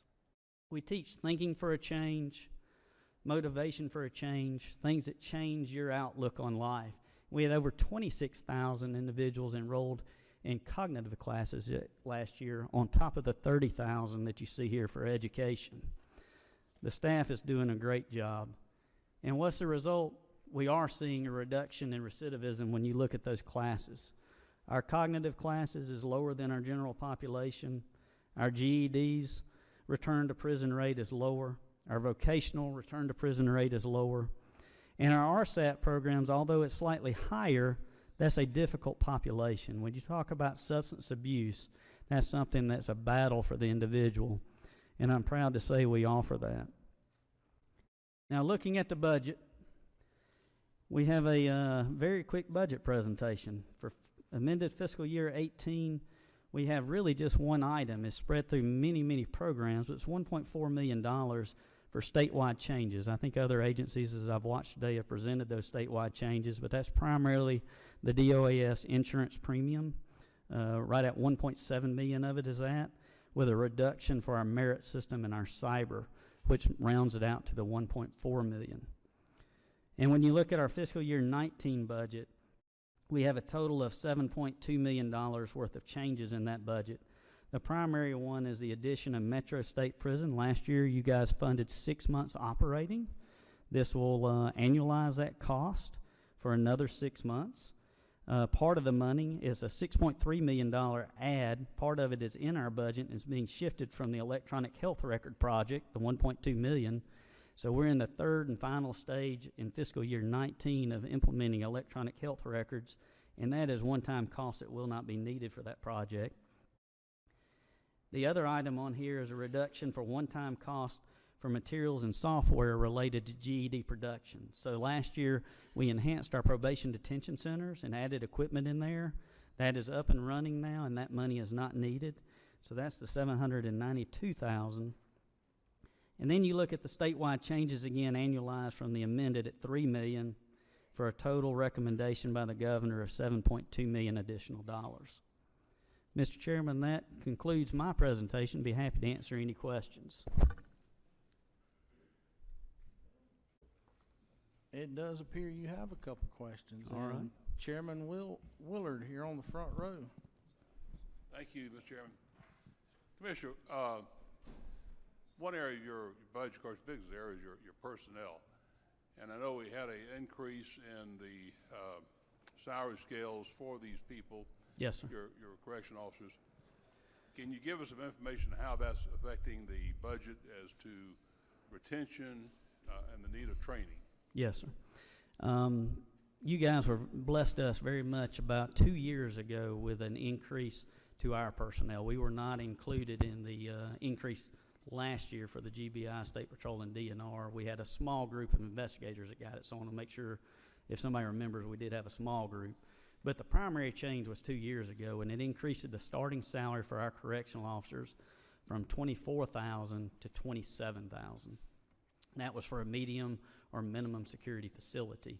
It also increased our close security facilities from $27,000 to $30,000. So basically a $3,000 swing in both of those areas. We are still seeing the turnover rate to hover just below 30%. So we're seeing it right at 28%.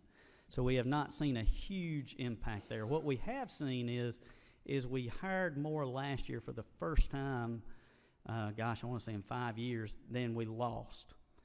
So last year, we typically hire about 2,000 correctional officers, and we typically lose 2,000 correctional officers.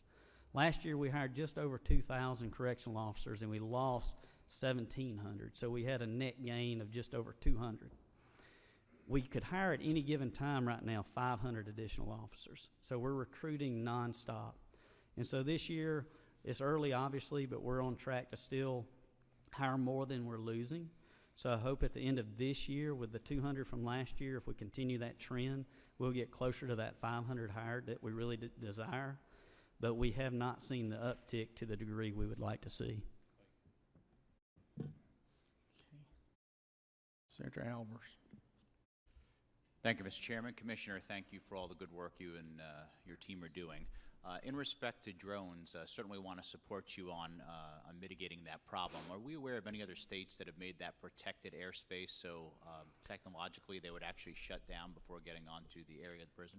We have yes and no. So to be clear, we have other states that have legislated that it is illegal to fly a drone over the protected airspace of a prison. I am aware of one state, excuse me, I'm aware of one state that started that legislative process, pulled away from it because one of the major drone manufacturers agreed to geospace the prison system in their mapping software before they sell the drones. So I'm not sure this year as we enter into this legislative cycle with that piece of legislation, if it'll give us more of a negotiating tool with those companies. I do know that any facility near an airport already has it geomapped. So we do have one in the state of Georgia that is geomapped in all of those. So that is promising. I look forward to working with you on that solution. Thank you. Thank you.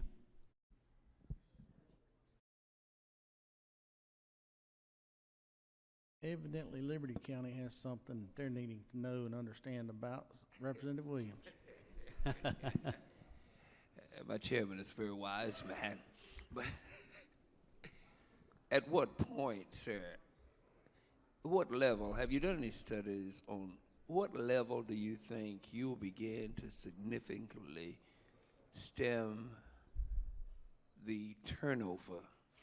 The economy is on fire, which means you can probably lose more people this year than you lost last. Yes. So, you know, have you come up with an idea of what makes you more competitive, where you can keep people? We continue to track that and try to figure out it, and so are all the other southern states. So I just met with my counterparts in South Carolina, Florida, Alabama, North Carolina, Mississippi.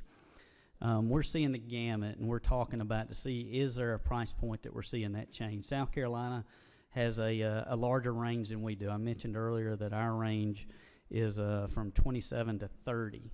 South Carolina just extended their range. I think it's 4 levels. It goes from 30,000 to 36,000. They're hoping that they see that impacts it. You're seeing Mississippi, on the other hand, just got their salaries to 24,000. So I'm not sure what they're going to, excuse me, what they're going to see. So we don't have an answer of what is that magic dollar figure, but I do look to our counterparts in the State Patrol and GBI to help set that tone. Y'all are very gracious to them last year, and I believe that their salaries will help set the tone on where the salaries need to go. One follow-up, Mr. Chairman. No disrespect meant to our friends from the West, but please don't include Mississippi in any numbers you come up with. That's not a good place to be. But I understand, yes, sir. I would suggest that, especially in my area, whether it's federal, but mostly state prisons, most of the folk are retired from the military without 2 incomes. They couldn't be guards. And I don't know what that says, but it does say that you have an awful lot of turnover costs, and there is a cost every time you train an employee and lose it. I'd be real interested in knowing how much it's costing you to keep rehiring guards. Okay, we'll get that for you, sir. Well, I hope our friends in Mississippi are not watching our hearings today after that. All right, any other questions? Don't appear to be any. Mr. Commissioner, thank you. Thank you for what you do, and thank you for what your folks in the field and in our correctional facilities do. It's certainly not an easy job, and I know that at times things get not pleasant, but I know they want to do like the rest of us and get back home to their families, and we want that for them as well. So thank you for that, and thank you for them and for those individuals putting their lives on the lines to protect us every day as well. Thank you, Mr. Chairman, and thank you, members. Okay, next up, and I see him standing in the back of the room, so he's ready to go, is Secretary of State Brian Kemp.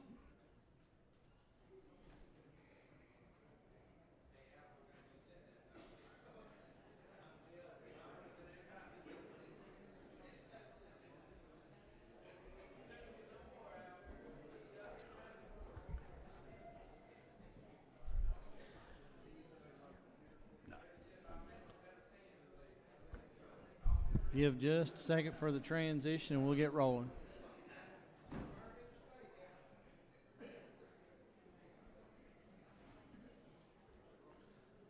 Okay, Mr. Secretary, thank you for being with us this afternoon, and the podium is yours. Thank you, Mr. Chairman, members of the committee. Appreciate you all having me today. Good to see you back. Just wanted to go through a quick presentation for you, see if you have any questions for me. First of all, in regard to the 18 budget per the governor's directive to keep the budget flat, we don't have any changes in the amended other than the statewide adjustments, which I think many people have been talking to you about today, and certainly in light of the situation that you all face, I'm certainly supportive of those recommendations by the governor and OPB. In the big budget, it also remains flat other than the statewide adjustments. I wanted to go through and talk to you like I've done every year, since taking office in 2010 and just fill you in on kind of the metrics of the agency and what we have going on. It's always been my goal to be a good steward of the resources that you all are giving us.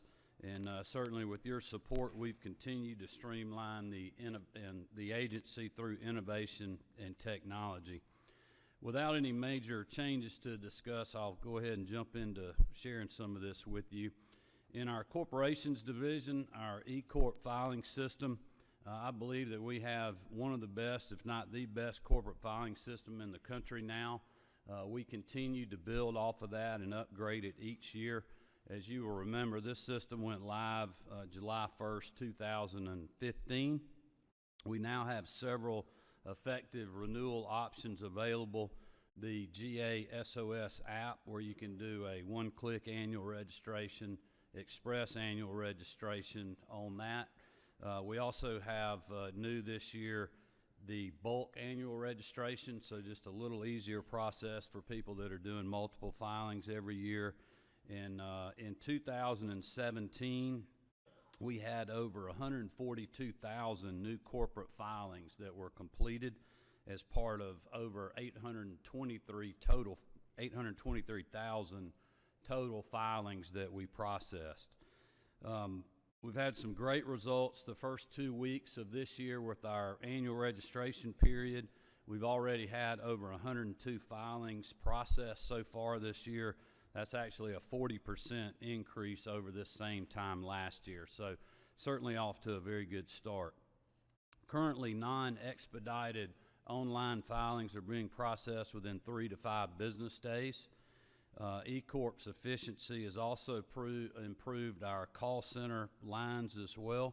Constituents now calling with questions are really able to get the answers they need in a very timely manner.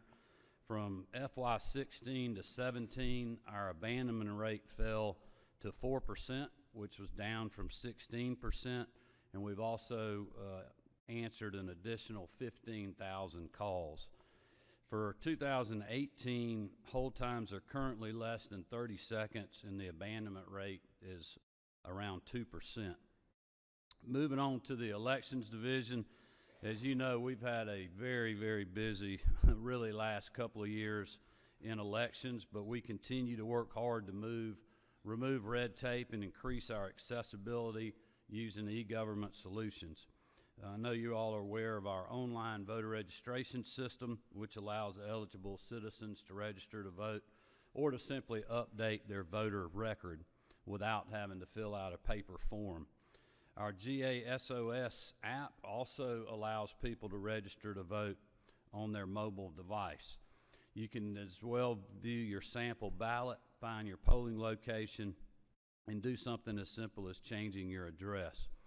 We also have the ability now to track absentee ballots. This is especially important, as you can imagine, for military and overseas voters. Both of these platforms allow residents 24/7 access to our system. And since the inception, over 330,000 Georgians have utilized the online system to change their voter information, with over almost 500,000 new voters registered through the online portal and the app. These systems are not only beneficial, obviously, to our office, but also to all 159 county registrars back home where you all are, in helping them reduce their cost and increase efficiencies. In 2016, you all funded our military liaison. This continues to work well for the office, ensuring that Georgians, overseas, and military personnel know how to register to vote, and they're able to exercise that right to vote. Our poll worker initiative program to hire veterans and students also continues to assist our elections officials throughout the state. To date, we're very excited that we've had over 250 veterans and over 650 students that have been hired to work in local polls back in your districts. Our Student Ambassadors program continues to grow as well. This program provides high school students an opportunity to engage with their civic leaders, gain leadership experience, and certainly to promote and encourage voter registration. 2 years ago, our pilot program started with 14 schools statewide and 164 students. This year, it's increased to over 120 schools statewide with over 1,200 students participating. It's our goal to have every high school in the state participating, so I wanted to make sure you all were aware of this program, and if there's any schools in your district that are interested in participating, I hope you'll please let us know. We'll be glad to help facilitate that with them. With the increased outreach combined with our app and the online voter registration system, registering to vote and participating in the electoral process is now easier than has ever been. Moving on to investigations, per OPB's recommendations through the zero-based budget process, investigations became its own program in 2016, and other than salary adjustments for the statewide law enforcement adjustment in 2018, the division has maintained a flat budget despite a continued increase in caseload, which makes sense as our economy has grown and our state grows. Obviously, the amount of business we get every day continues to grow as well. Since 2015, we have seen a 100% increase from the FY15 to FY17 in nursing-related referrals to the investigative division, doubling nursing-based cases for our investigators. Through the first 6 months of 2018, we've already received over 200 nursing case referrals. Of the cases opened and closed in 2018, the average time to complete an investigation is 23 days.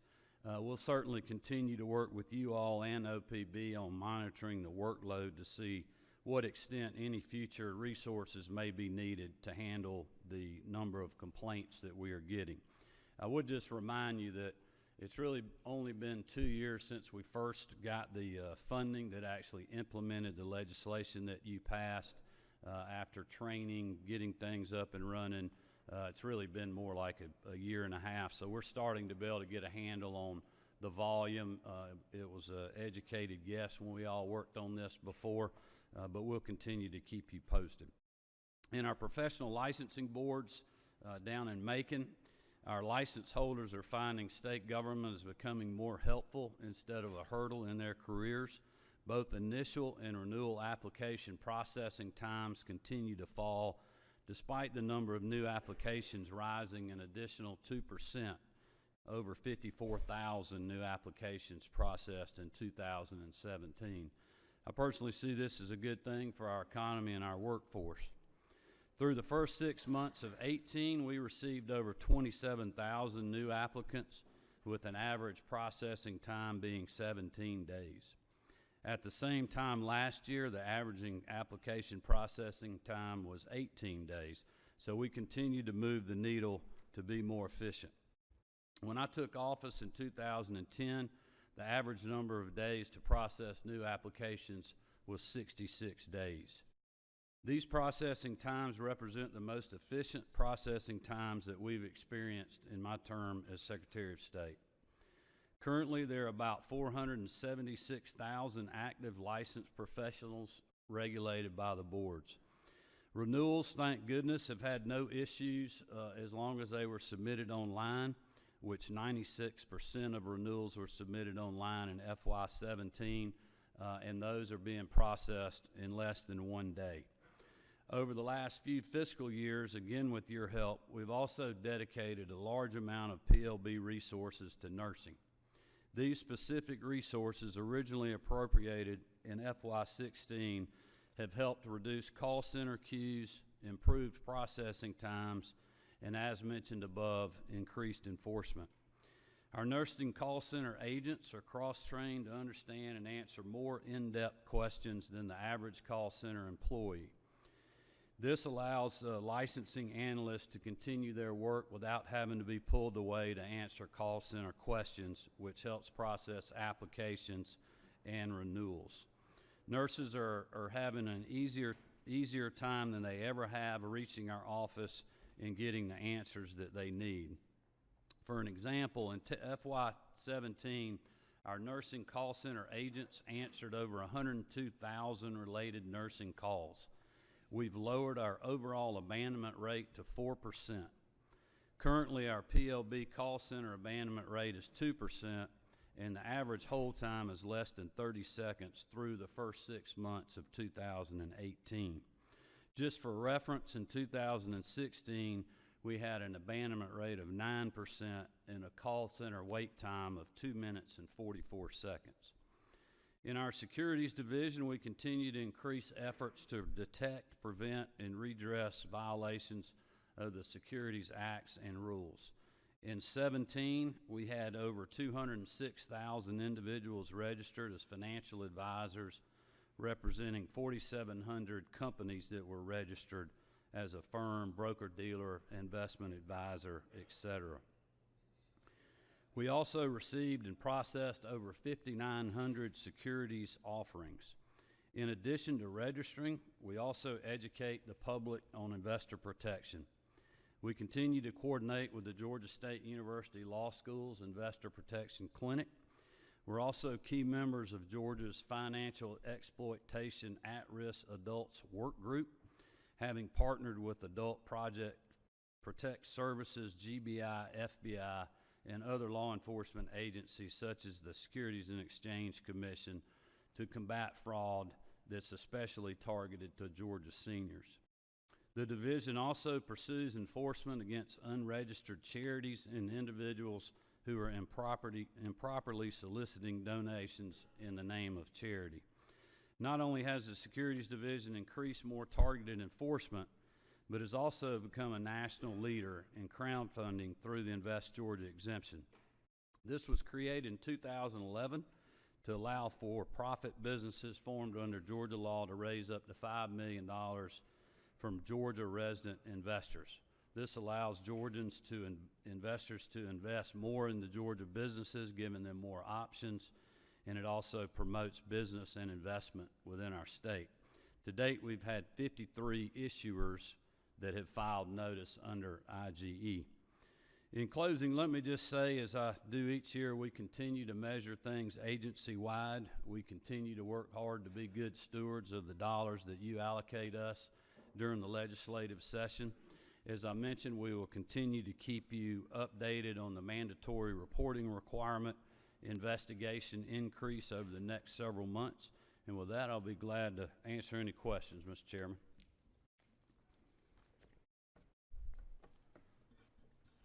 You do have a couple of questions, and the first one is going to be, is it Mary Margaret? Okay. It's hard to count the number of, anyway, go ahead. Thank you, Mr. Secretary. Under Chairman Setzler's leadership, we had some good hearings on your new voting machines idea. And two questions. I don't see anything in your budget, and correct me if I'm wrong, that says you're spending any money to further that research or effort, which is of pretty good interest right now. And secondly, you did a pilot program in Rockdale and Conyers on the machines, and I'm interested in how that went and whether you paid for it or the vendor paid for it. And lastly, we asked for some information to follow up on the punch card option that's used in Fairfax, Virginia. There's a criticism that there's errors there, and I think some of us wanted to see what the result of that request was. Well, to answer your question, yes, there's no funds in the budget. As you know, we were directed to keep our budget flat, so we haven't asked for any. Quite honestly, just kind of looking back at voting equipment, really since I've been here at the start of 2010, there were a lot of other pressing issues in elections that we've been dealing with, like a new voter registration system, which you all know moved us off the antiquated mainframe system onto a new web-based system that, you know, that was a huge statewide IT project. I mean, it took 1 year just to do the procurement, another year to do the implementation and to make sure the counties were all trained and knew how to work, you know, moving data. There's only certain times you can do all that. So it was a big undertaking, but one that I believe was very worthwhile. We've saved a lot of money doing that. We've got better service now, and it just put us in a good position really for years to come as far as our voter registration system's concerned. We also had a couple of big IT projects doing the online voter registration, which has also saved especially our county's money and a lot of work, which we implemented, and then doing our new corporation system. And then for anybody that's been dealing with our professional licensing board division, I mean, literally 3-4 years ago, we would have days where our network would just go down and and nobody could do any work other than opening the mail. So we've completely redone all of our IT hardware, restructured there, really gotten, from an IT perspective, the Macon office into the 21st century. Those were my priorities, because our voting equipment, despite what you may read around the country or even here, continues to perform well. We continue to monitor it. Very low failure rate on our equipment, so it's holding up well. It's secure. But that being said, I'm ready at any time to work with you all to look at new systems. Quite honestly, before this year, I've never been comfortable testing another pilot because of either security issues or technology that wasn't there, in my opinion. We did that this year because the systems do start to evolve. That's why we did the pilot in the city of Conyers. Very low cost for that. We're glad to share any of that information with you or the committee. Our reports, we did exit polling on that. It was very well received. But that doesn't mean we're wed to that system. It's certainly a way for us to measure it, to let you all know about that as we decide what to do next. I mean, that is a decision that lies with the General Assembly.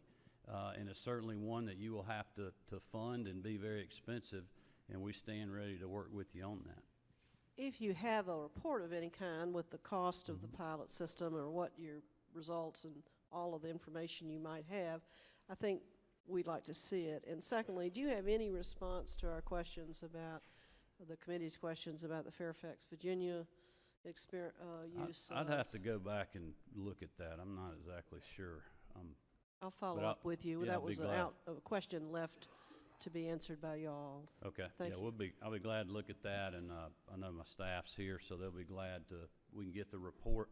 I know we did demonstrations for I believe several members about the pilot project. We're glad to talk to anybody about that. I mean, our goal here in regards to that is to give you the information, so as we move forward, we can move forward in a way that I personally think would be best to do. It would be to have a very broad discussion, not only with you all, but with our local stakeholders at the county level. We certainly, in my opinion, would want to move to a system that they're supportive of and comfortable with, as well as our public at large. Okay. Representative Hughley.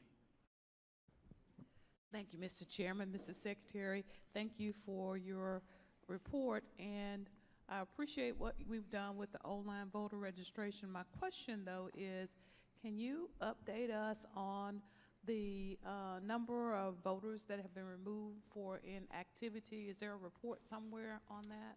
I don't know that we have a report. I mean, we certainly can get you those numbers. We've given those to the press. I know they've been out there many times, and as we have done, for years and was done before I was here, we have a list maintenance process we go through to keep our voter rolls clean. Certainly a lot of discussion and a lot of lawsuits regarding that. People have different opinions of that, but my view is we need to keep our rolls secure. For instance, when people move out of the state, a lot of times they don't notify us that they're leaving.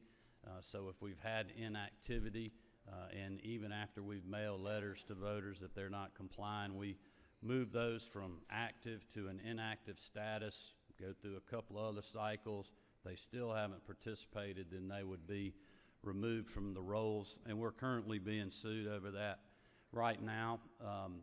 Actually, the state of Ohio is also being sued. That case was just heard by the U.S. Supreme Court just a few days ago, so we'll have a ruling for sure on that probably this summer.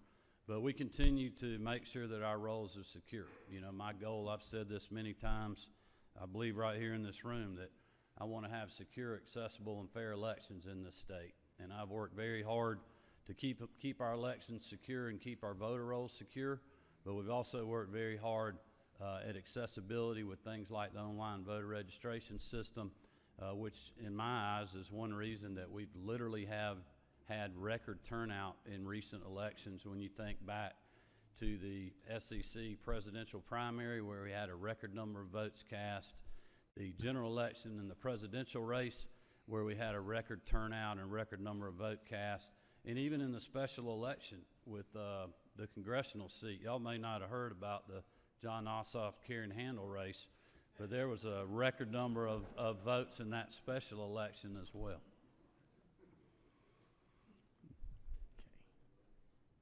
Representative Fleming. Thank you, Mr. Chairman.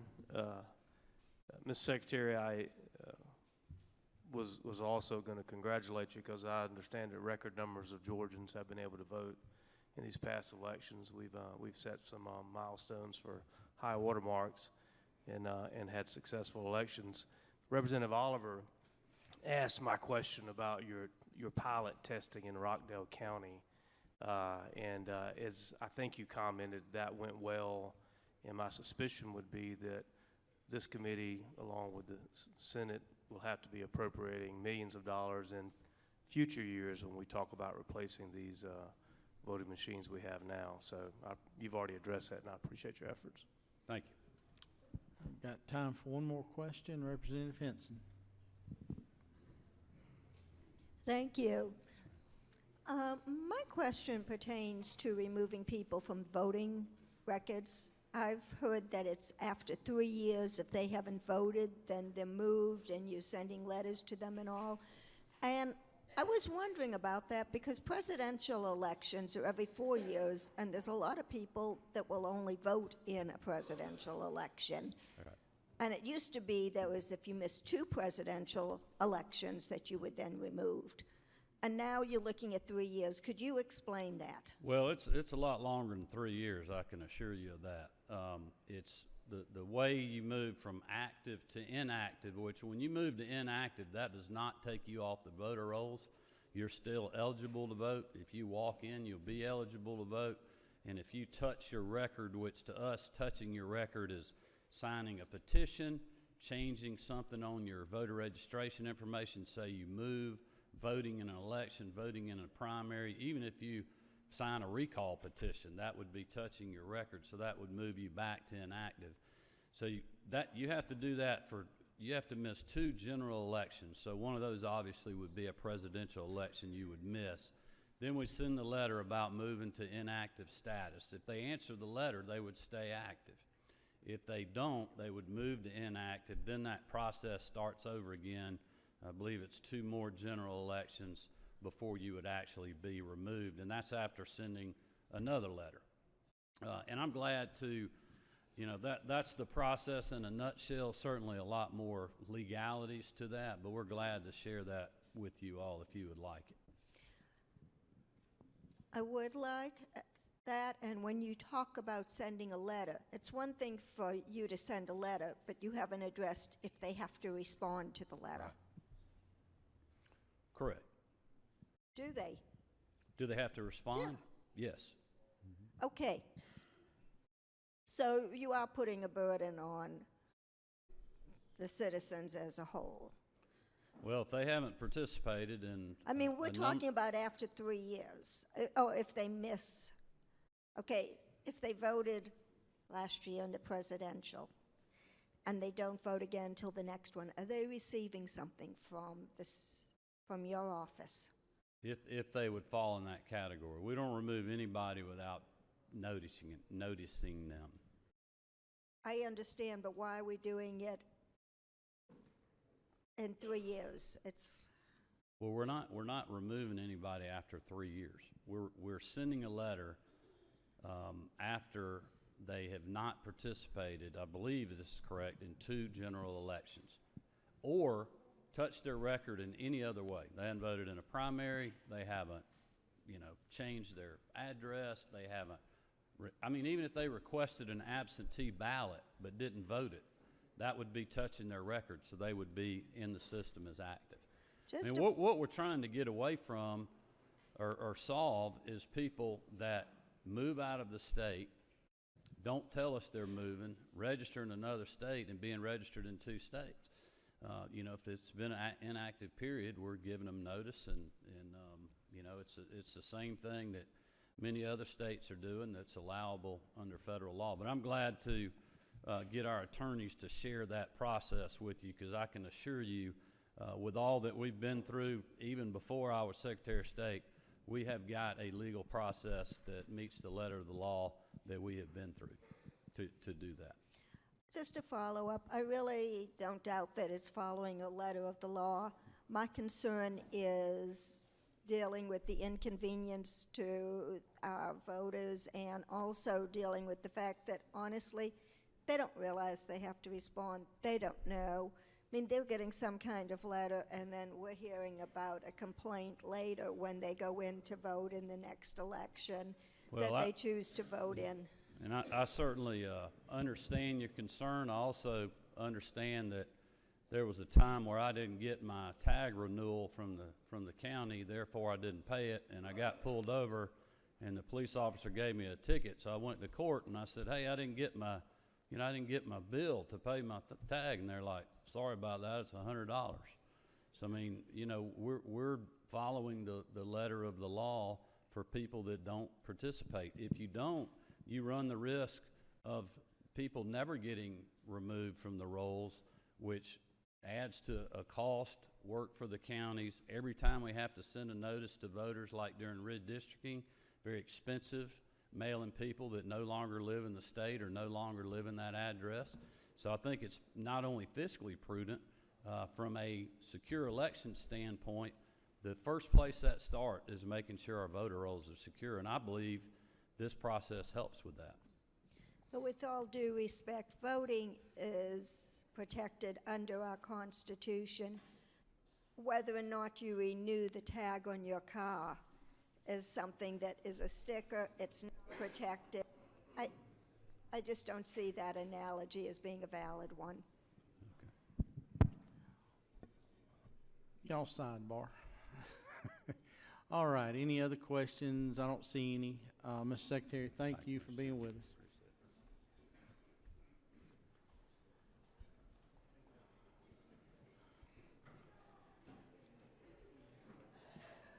Our next presenter this afternoon is going to be Ms. Judy Fitzgerald, the Commissioner of the Department of Behavioral Health and Developmental Disabilities. And she is making her way to the front.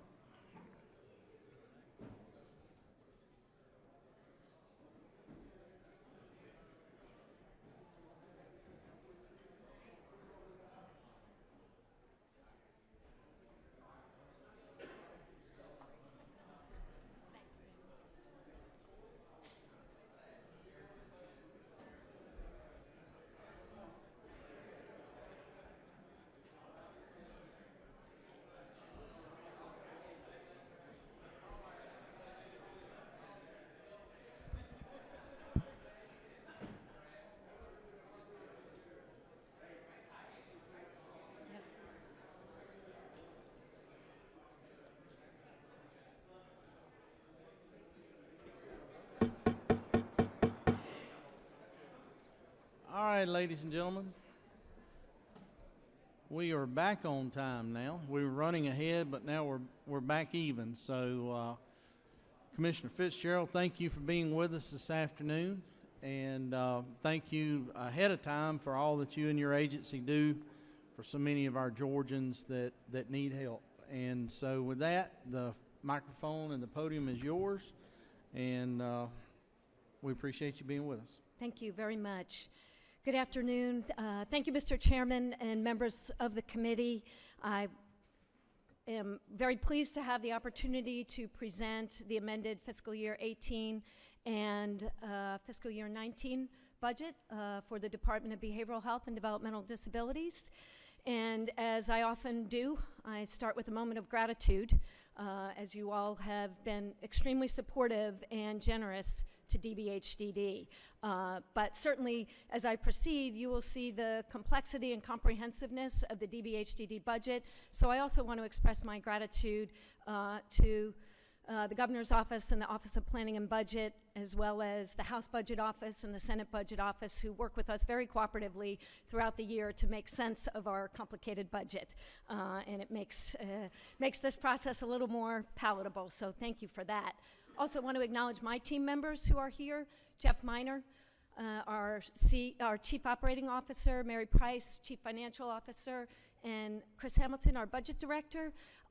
I have the great fortune of working in an agency where the budget team understands not only the numbers, but the impact that our department is trying to have. And I really think I'm supported by an outstanding team, and would be remiss if I did not recognize them. So thank you.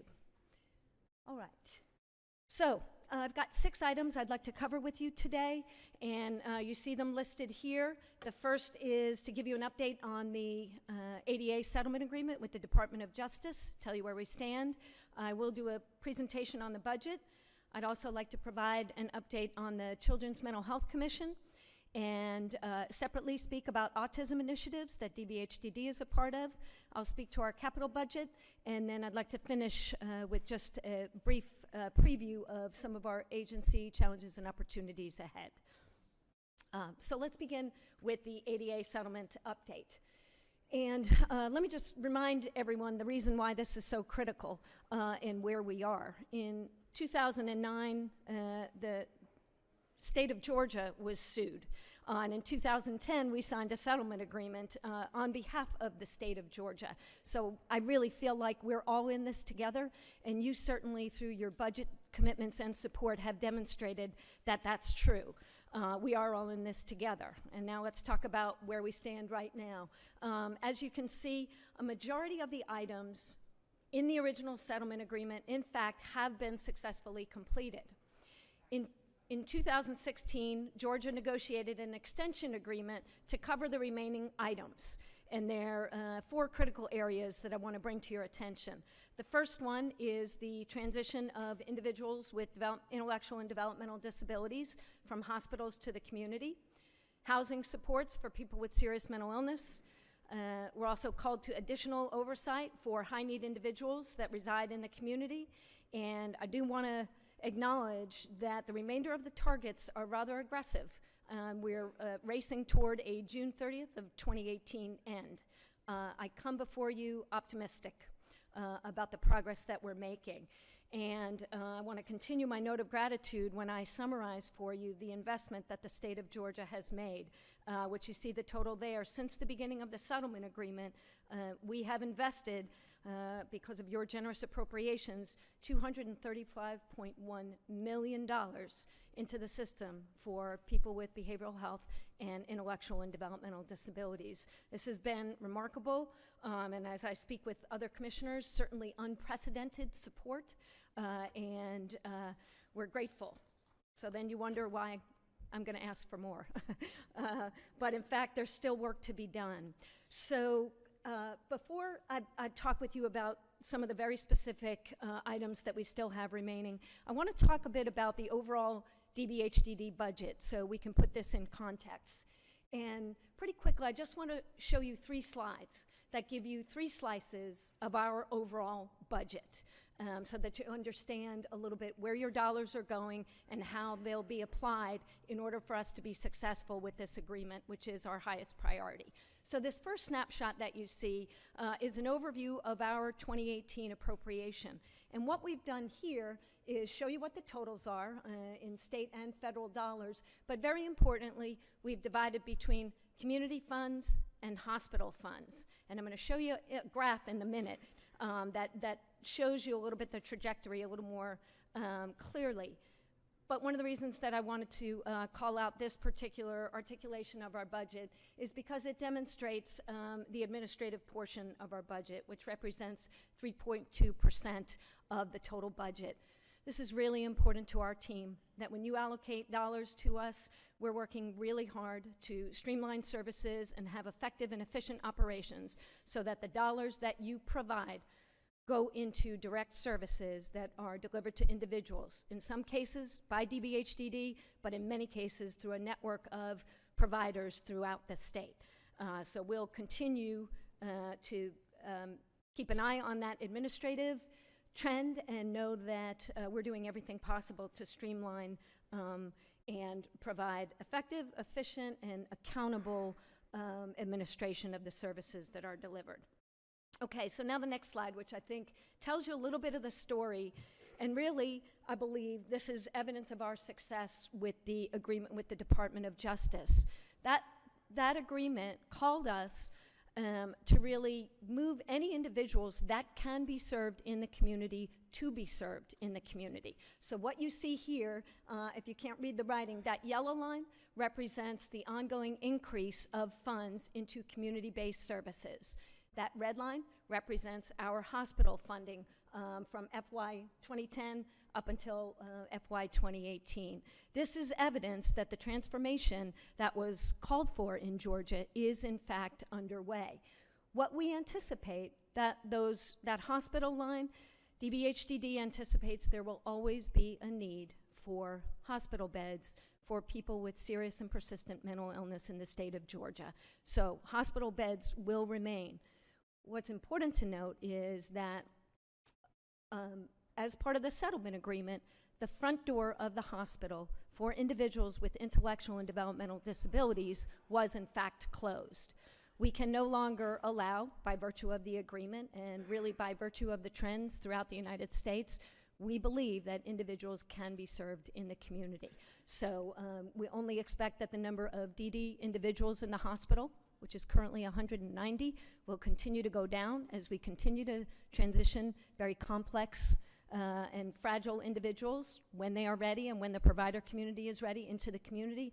But you see that growing trajectory of the needs that exist in the community, and we thank you for your support. And again, we will provide this to the Department of Justice as further evidence that the transformation that they called for is in fact underway.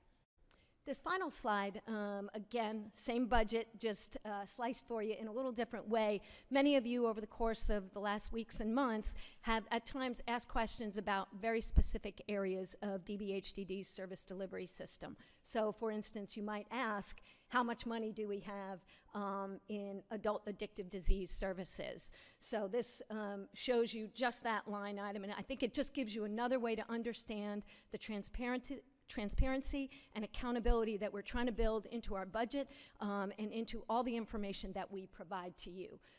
But again, same budget information, just sliced another way for you. Okay, next slide. Okay, so now I'd like to move to our agency priorities for amended fiscal year 18 and fiscal year 19. When I tell you what these three priorities are, I hope they will be familiar to many of you who've asked difficult questions and also been champions of the work that we're trying to do. Our number one priority is ensuring easy access to high quality care. Really, that leads to a life of independence and recovery for individuals, some of our most fragile and vulnerable individuals in the state. That remains our number one priority. You'll see this expressed through the budget in two particular ways. One is for crisis services, which we need to continue to grow and enhance throughout the state. And the second is waivers for transition of individuals with intellectual and developmental disabilities. I'll say a little bit more about the planning lists and folks coming from the hospitals. The second budget priority that I'll share a little bit more about are forensic services, which are individuals who are with DBHDD in our hospital or community setting who are involved with the court. You would understand them as folks who are determined to be not guilty by reason of insanity or incompetent to stand trial. It's the department's obligation to assist those individuals, in some cases to become competent to stand trial, or in some cases to provide ongoing treatment and oversight of those individuals. And then finally, our third agency priority expressed in the budget are housing services. And just like every mental health agency throughout the country, we have come to recognize housing as a key element of recovery. That was built into the settlement agreement. It has continued, and you all, I think, have observed times where as folks proceed on a path of treatment, if they do not have a place to live, the success of treatment is severely compromised. So your housing supports have had a tremendous and transformative effect over the past few years, and you'll see that work needs to continue for us to be successful. Okay. All right, so this first slide are the statewide budget adjustments. I hope that these look fairly familiar. These are adjustments that are applied across all agencies administratively. Probably the only remarkable one on here are the FMAP rate changes. Again, those decisions are made at federal allocation at a federal level, and we in the state apply those according to that. So you'll see the changes there. These are mostly minor and consistent adjustments that each agency, I'm sure, is reporting on. I'd be happy to discuss that, but I really want to talk about the two areas where you really have made remarkable investments to further DBHDD's mission and goals. And that's these priorities on this page, and then I'm going to be very pleased to report to you about children's mental health on the next page. So let me start here on our agency budget priorities. You see that we have 6 items under request, and you also see, I'm going to group them in twos and talk about them and try and use as simple a language as possible, because I think we get very wrapped up in our lingo and in the way we talk about human services that we're very passionate about, but it can be difficult to understand. So I apologize if I'm oversimplify, but that's what I'm going to try and do to communicate the investments that we're requesting here. So the first 2 are adult DD, developmental disabilities waivers. And just a reminder what a waiver is. A waiver, in the case of DBHDD, we have 2 waivers for our individuals, comp waivers and now waivers for individuals with intellectual and developmental disabilities. A waiver, essentially, it is what allows an individual to have a life in the community. So each individual's needs are assessed, and if they are eligible for the waiver, it allows them, in some cases, to have a home in the community. In some cases, it may just be supports that surround the family in order for that individual to live successfully. There's been remarkable progress over the last few decades all around the country of people with disabilities living successfully in the community with the right supports. So over the last several years, you've been very generous in helping to fund additional waivers. So that first item for this year, you see our request for 125 new waivers, and that $3 million figure is 6 months worth of funding, and then those 125 new waivers would be annualized next year. That second item, similar types of waivers, but we're just breaking it out here and showing you that that $6 million figure represents last year's 250 waivers, which are then being annualized in the FY 2019 budget. These waivers are essential for people with disabilities to live a life in the community. The individuals that receive those waivers either come from our hospital, as we agreed to in the settlement agreement with the Department of Justice, or they come from what's known as the planning list. Individuals who have needs in the community sign up to be on a planning list, which in fact then puts folks in order of need so that as funds are allocated and as they are deemed eligible for a waiver, they can receive that waiver, get connected with a provider and the services that they need, and live a life in the community. I think y'all are well aware that many of the individuals that we serve have chronic and lifelong needs. So when they are eligible for that waiver and live in the community, it's likely that they will be on that waiver for the remainder of their life. So we take the eligibility process seriously, and we know that there are many, many families and individuals with great needs, but of course we allocate those according to a very specific process. So we're seeking new waivers and the continuation of the 250 waivers that you generously supported last year.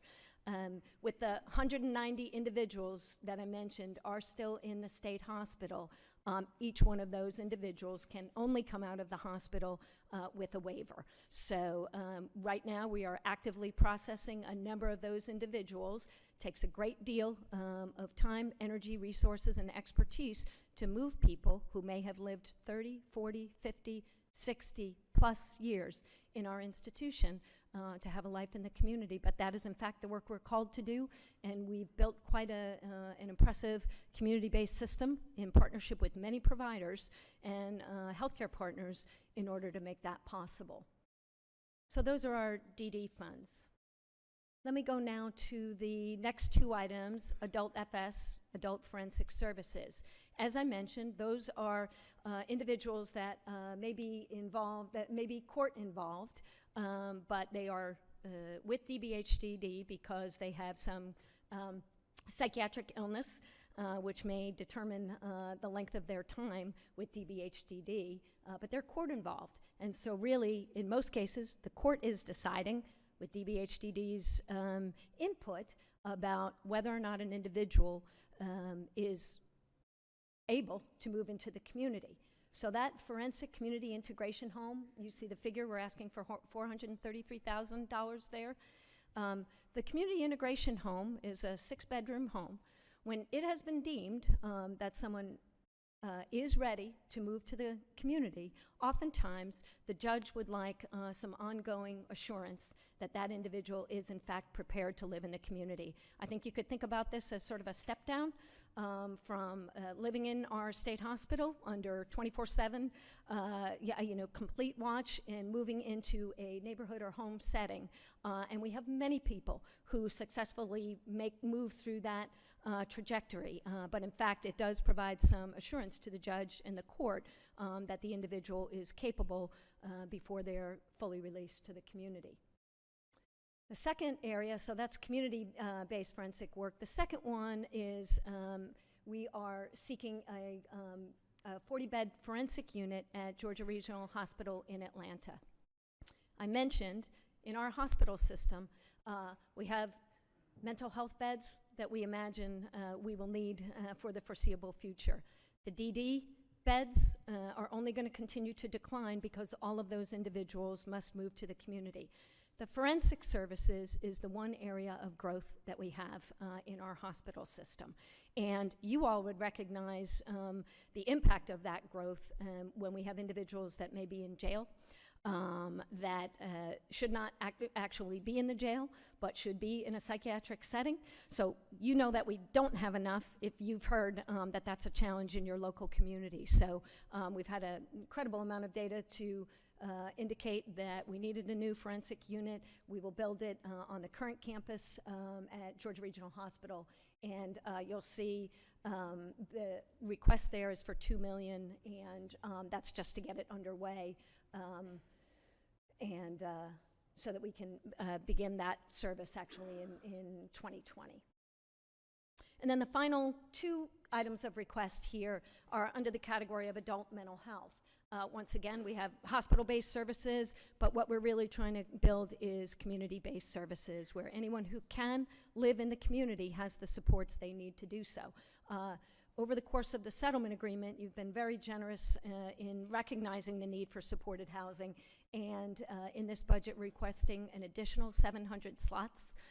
For those of you, once again, that know individuals in your community that do not have appropriate housing, supported housing, and bridge funding, we call the money that we give folks in order to turn the lights on and get enough furniture that they can have a life in the community. That's what those, that supported housing $5 million amount would support over 700 individuals. And this is essential for us to meet the targets in the settlement agreement with the Department of Justice. And then the final one, I've saved the best for last for those of you that want to know when a behavioral health crisis center is coming to your community, because this, what a behavioral health crisis center is a place where individuals in psychiatric crisis can be stabilized and can receive the observation and possibly treatment that they need in order to then be linked to the local community services. Where we have built behavioral health crisis centers, it's had a really transformative effect on the local community of having a place to go. The sheriffs have appreciated a place where individuals in psychiatric crisis could be dropped off. This is what we all want. We want people with psychiatric needs to be in a psychiatric setting. So each year we have continued to ask for another behavioral health crisis center.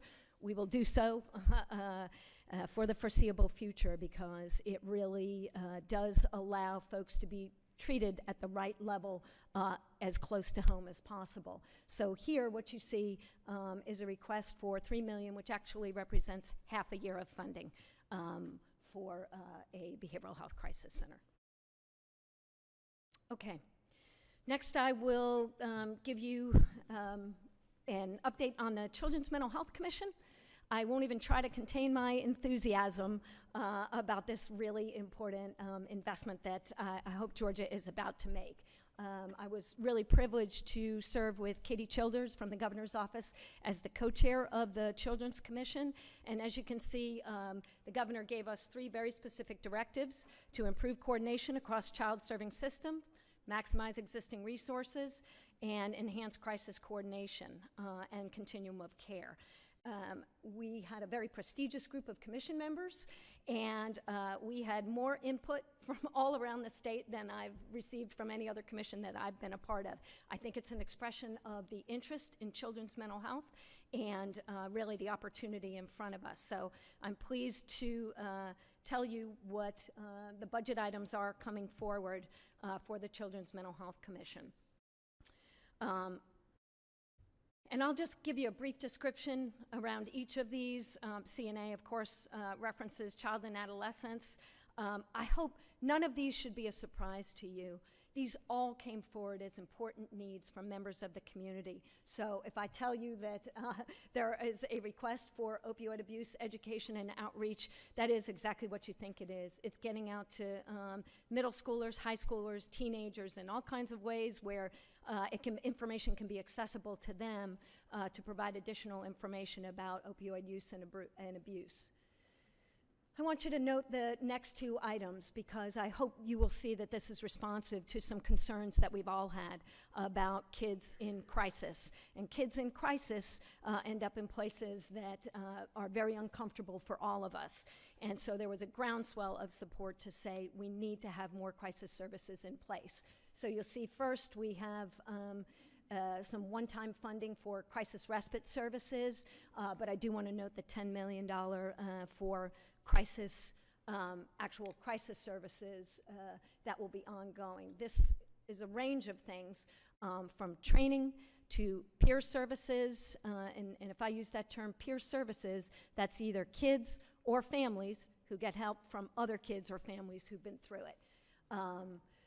And I'm also really pleased to report about the Georgia Apex project, which again was another highly recommended addition to the Commission's work. This is school-based mental health, and we are requesting $4 million, which should allow us essentially to expand to another 95 schools. And the nice thing about the Apex program is we locally partner. So this looks different in every community, but it's decided by the local community. How could they best partner with the school system? You see some investments here in telemedicine, both in the infrastructure support and then in the ongoing capacity to deliver telemedicine. And then suicide prevention. I think many of you have been clamoring for additional education, resources, outreach for the teen and youth population around suicide prevention. High fidelity wraparound training is very specialized wraparound supports and services for individuals, for youth and families at the highest end of need. And supported employment and education really reminds us, and this would be touch 500 youth, that education and employment is possible even for youth that are experiencing mental health and addictive disease challenges. So that total comes up to over $20 million and really represents, I think, a really significant advancement in children's mental health in the state. As you all know, DBHDD was very proud to be a part of the partnership with the Department of Community Health, Public Health, and DFACS, and Early Care and Learning. This really was a state collaboration. And for the first time, the state of Georgia has an autism benefit that really just hit the ground on January 1st. We're learning a lot along the way. What you can see, DBHDD's role in this is really around crisis services for autism. Although our system treats kids with a variety of behavioral health issues, you need specialized treatment and services in order to address needs of kids on the autism spectrum. So this is the first time I think you're seeing in the amended budget both the crisis services and then capacity building. The reality is we need to build a workforce that can do this work, and that's the work that we'll be engaged in the coming months. So there you see our total requests. And I do want to say a word about our capital budget. And you see 3 items there, $6 million.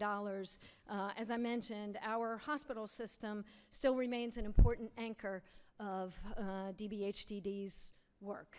And so we are seeking funds there for sustainment and repairs, renovation and repairs. And in Augusta, actually, we had a kitchen renovation.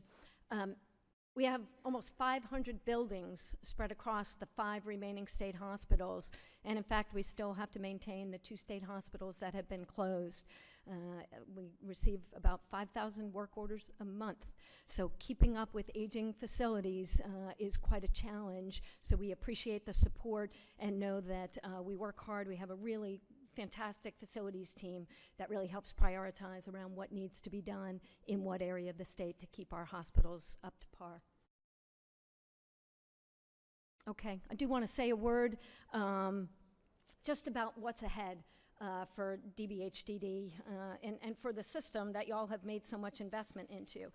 I get asked all the time about crisis services and building more crisis beds, and we will be pleased to continue to do so. But we also recognize the challenge that people get to crisis when they don't have what they need in a set of core outpatient services. And so we'll continue to talk about the need to provide access and quality services that really prevent the need for crisis over the long haul. So we'll continue to talk about that.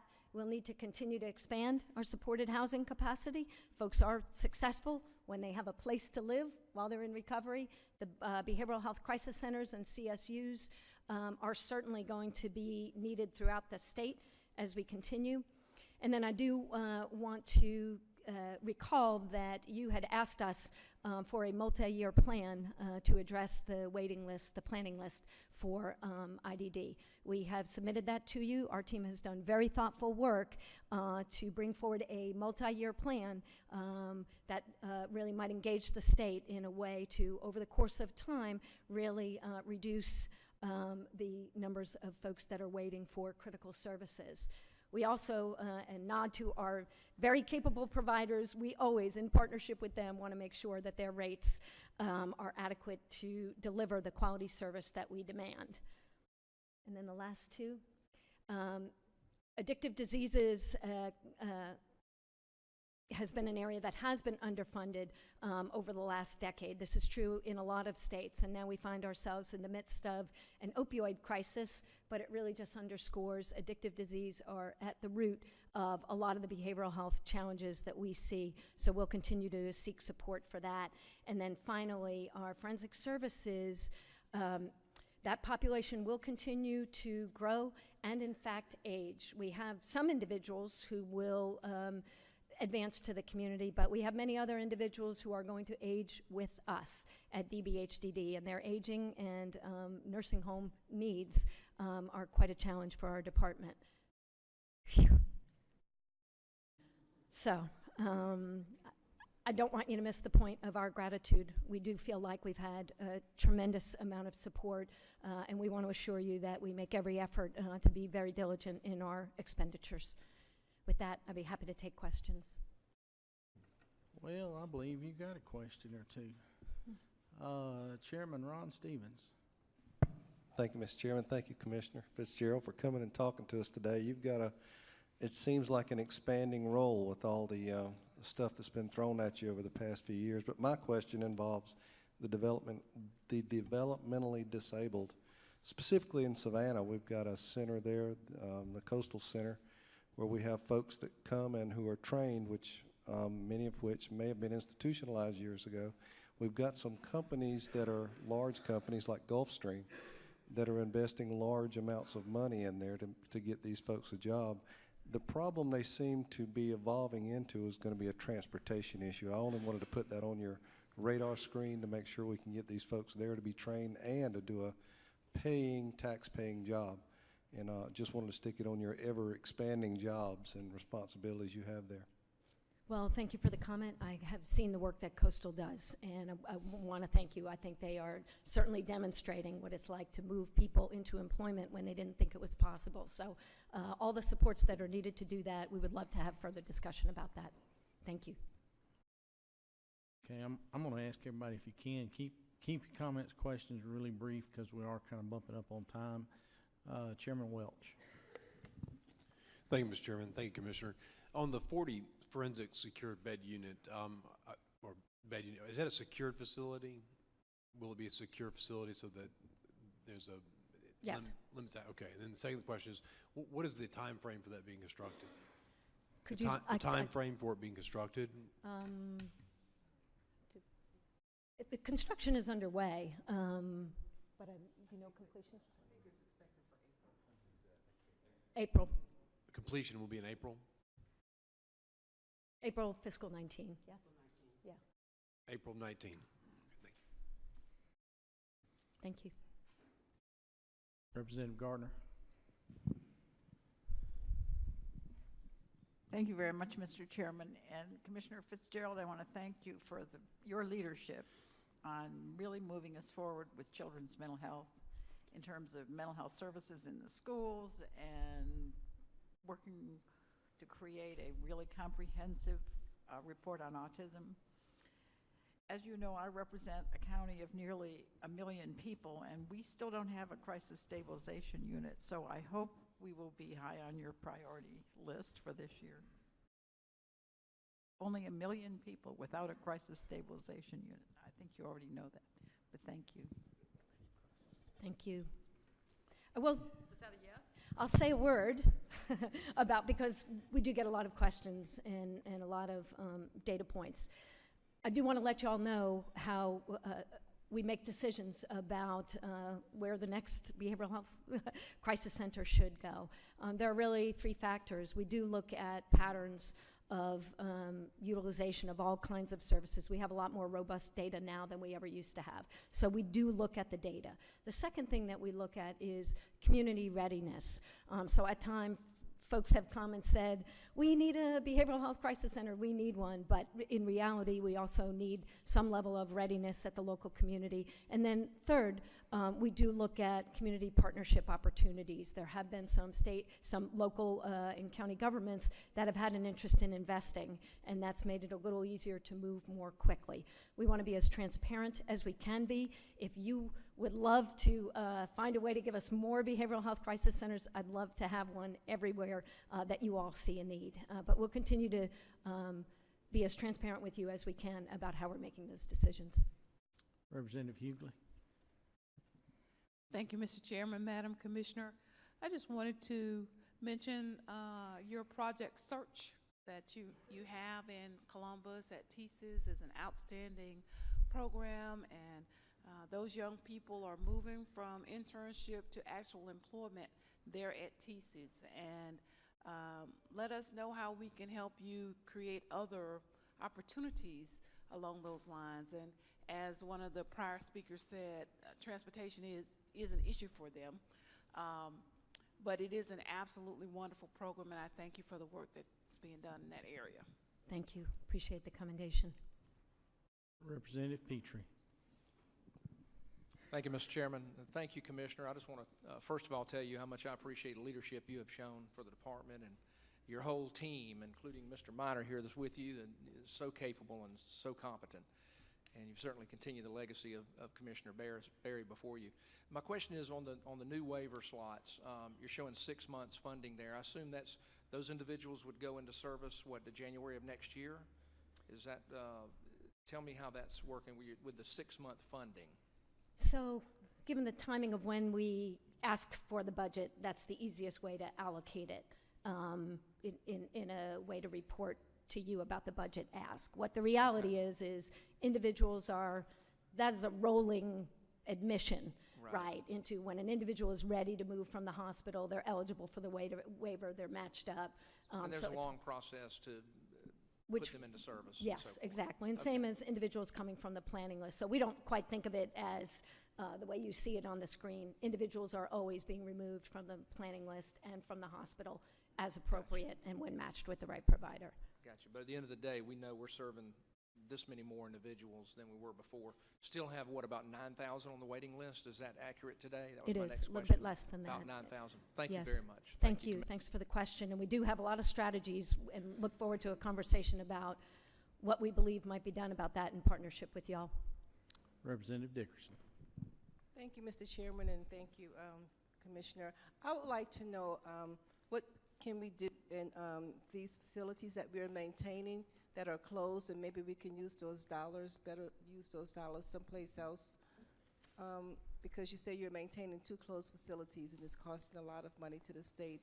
And could those facilities be used someplace else, or for instance a crisis center? Maybe, I'm not sure, but I would love to see that money be used someplace else. Thank you. So, thank you. I think it's a great question. Few things. We have, on some occasions, been able to redirect some hospital closure funds back into community-based services, which is very rewarding for all of us. As far as the utilization of the facilities, we're a little more constrained where that's concerned about how state property can be used. So that's not always entirely in our hands. In Milledgeville, for instance, though, there is a redevelopment authority that actually is looking at other opportunities for how facilities can be used. So we love to partner and engage with folks around what's possible, where that's possible. Thank you for the question. Chair Lady Dempsey. Commissioner Fitzgerald, I just want to add my thank you to you and Katie Childers and the entire group of commissioners and to our governor. This is a profound step for our state of Georgia at a time when it is so very necessary. I want to thank you for the courageous steps y'all have taken, for the bright light you have lit right into the face of our children and the great needs of our state, for the fidelity that you're about to offer with life-saving and life-giving opportunity. So thank you. Well, thank you, and thanks for being a champion. We had several champions among you, and we're grateful for that, and Governor Deal's leadership in allowing us to move forward. All right, that appears to be all the questions, and I would echo Chair Lady Dempsey's sentiments there, and thank y'all for what you do. Thank you very much, We Mr. Chairman. appreciate it. Thank you.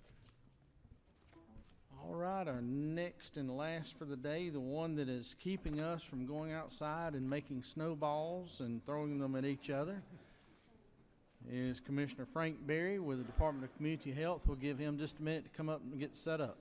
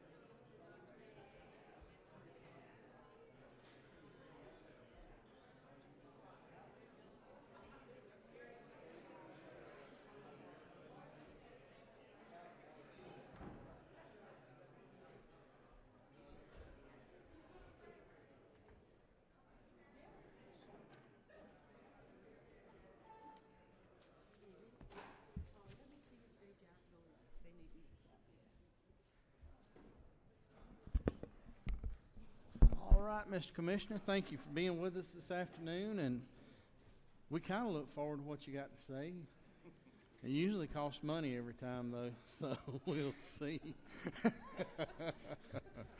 In all seriousness, thank you for what you and your team always do, and looking out for Georgians, and we appreciate the effort, the long hours, and the many days and sleepless nights that y'all have dealing with a lot of issues. So thank you for that, and the podium is yours. Thank you, Mr. Chairman and Chairman Hill. One, it's of course an honor to be here with you again. I think this is year number 5. So I never forget just how important it is to be up here with you all and your support. So thank you very, very much. I also want to do something a little unofficial, which is call out my daughter who's here. My 13-year-old daughter wanted to find out how this actually works. So I said, well, why don't you come up and watch? And so Mia is here today. Mia, where are you? There she is in the way back. So I'm thrilled that you're here. So thank you.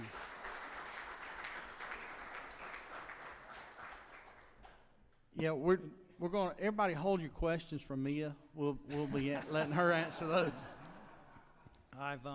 I've tried to teach her a little bit about what this is like, and she's heard some of your names for a number of years now, and I thought that she's old enough to get to at least see this in person. So thank you. And before I hold on, Chairman Hills won't know exactly what kind of names have you been using. So the most pleasant, names you could ever imagine, especially on those Friday, Saturday, and Sunday mornings and nights. Always with the highest regard. But before we get started, and I know we're late in the day, but I did want to recognize the DCH team. Lisa Marie is here. I know most of you know Lisa Marie, and Lisa Walker is our Deputy Commissioner, Chief Financial Officer. You'll hear from her. Blake Fullenwider has joined our team and has done a remarkable job. Mario Ellis, Marcia Hopkins, Joe Hood, Andrew Johnson is in the back as well. I know most of you know Andrew and Kate Furman. When I left DBHDD, I was not certain that I'd ever be able to find as great of a team.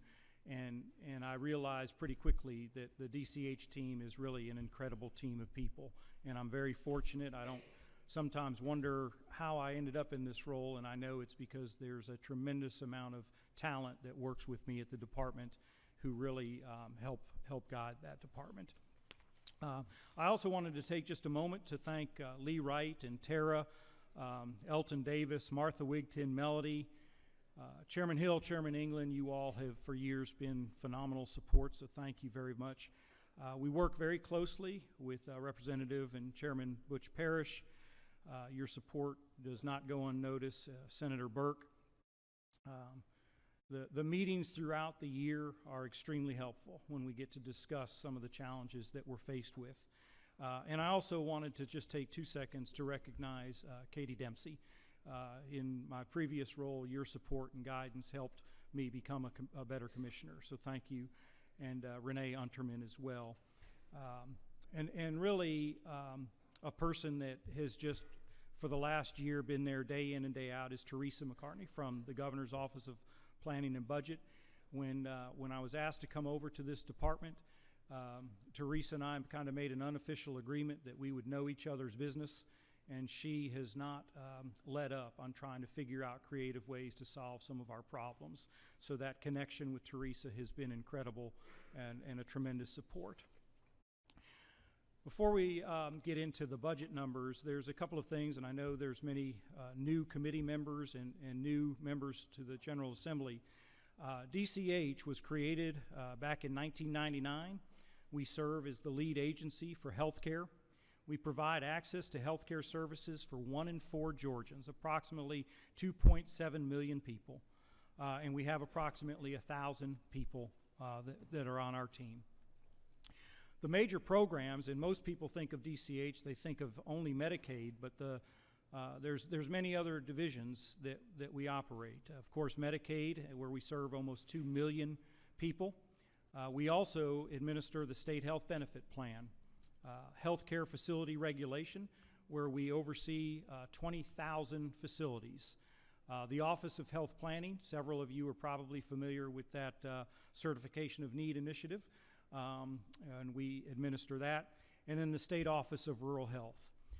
A couple of things about Medicaid.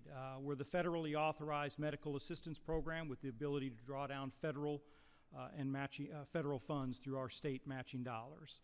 We provide health coverage to low-income individuals, pregnant women, and people with disabilities and their children. We help support long-term care, pharmacy, hospitals, primary care, and other medically necessity services. State health benefits, self-insured, it's self-funded plan that offers benefits to state employees, teachers, non-certified school employees, as well as to their families. Plan options offer medical, wellness, and pharmacy benefits. We have 664,950 covered lives that we provide under the State Health Benefit Plan. As I mentioned, HFRD, Health Facilities Regulation Division, we regulate 20,000 plus healthcare facilities. Responsible for licensure, surveys, and complaint investigation. We ensure compliance with state statutes, regulations, and federal certificate requirements. And of course, the Office of Health Planning, the Certification of Need program, and the Office of Rural Health, which received more attention this off session than we ever have in the past, and Chairman England and others played such a significant role in helping pull people together to address some of those issues. We support rural areas for regional health care issues. We support access issues for underserved areas within Georgia. I want to touch bases on a couple of the agency accomplishments for 2017, and this was in recognition of all of the work that you all did to help us eliminate the nursing home complaint backlog. When I first started, there were approximately 200 unanswered nursing home complaints. We came to you with a request for more dollars to be able to recruit and retain a higher level of nursing staff, and I'm pleased to say that we have eliminated that nursing home complaint backlog, and that was in great part because of the support we received from you. The backlog was work that had not been completed within the state or federally required timeframes. There was a couple of ways to do that. One, we certainly increased the pay, but the other thing that received a national award for was what we call the WOW program, the Work on Weekend program. And that's where we offered the opportunity for some of our nurses to work on weekends and go into some of those facilities to address some of the unanswered complaints. That proved to be so successful that it's a national model now, and we actually won the National Best Practice Award from the Association of Health Facility Survey Agencies. That was under Joe Hood and Melanie Simon's leadership that they were able to accomplish that. We also just 2 weeks ago were informed by CMS that their oversight with the technical assistance consulting firm that they had put in place has now been removed. So we have CMS out of our business in some regards, which is wonderful.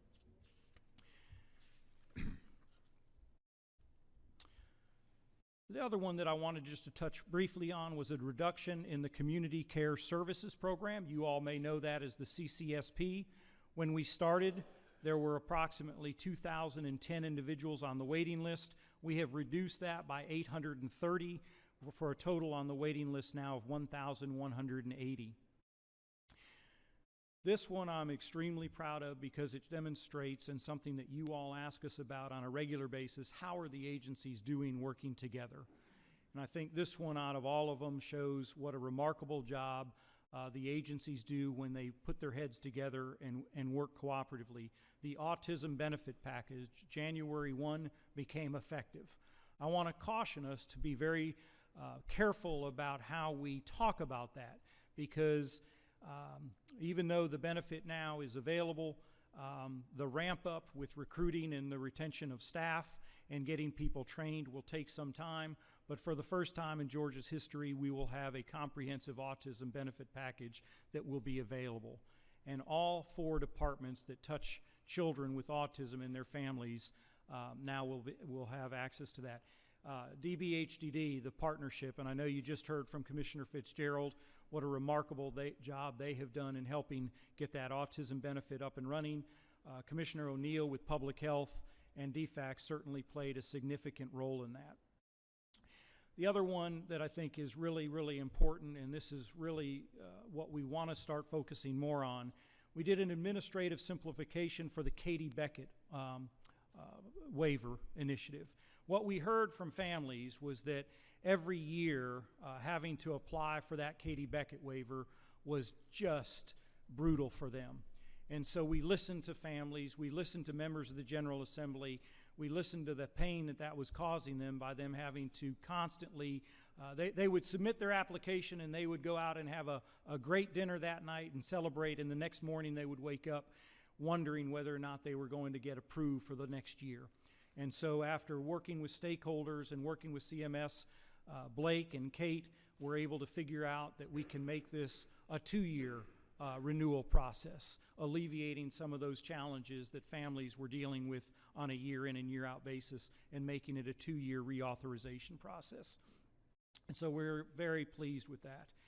We also were able to successfully, again, working with Commissioner Fitzgerald and her team at DBHDD, we were able back in February, March to successfully submit for the comprehensive waiver that had been held up from CMS. So I'm very pleased to announce that that has been implemented, and those providers were able to get their the rate increases that you all had approved the previous year. And then finally in July 1 of this year, we implemented new CMO contracts with very little disruption to families and children, and we also added a 4th CMO to the mix, and again the implementation of that went exceptionally well.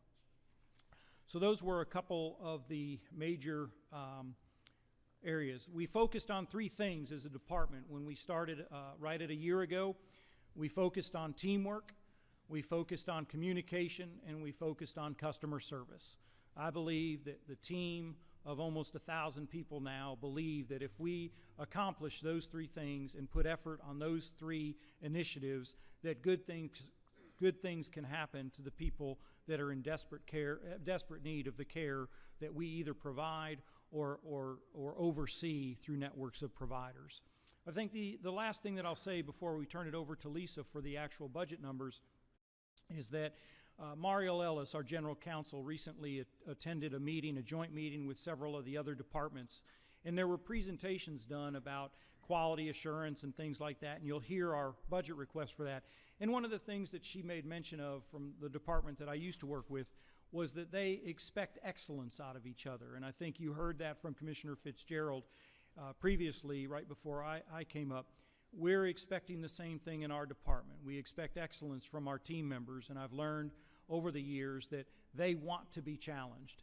Your questions throughout the session, your questions throughout the time in between session helps us become a better department and helps us become better stewards of taxpayer dollars. And so, again, I want to thank you for all of your support throughout the years that I've been fortunate enough to lead 2 of our departments. It has been a remarkable experience and something that I deeply treasure. I'll ask Lisa Walker to come up and talk about our budget numbers, and then we certainly want to leave time for questions and answers. So, Lisa. Good afternoon. I'll start by giving an overview of our current 2018 budget appropriation.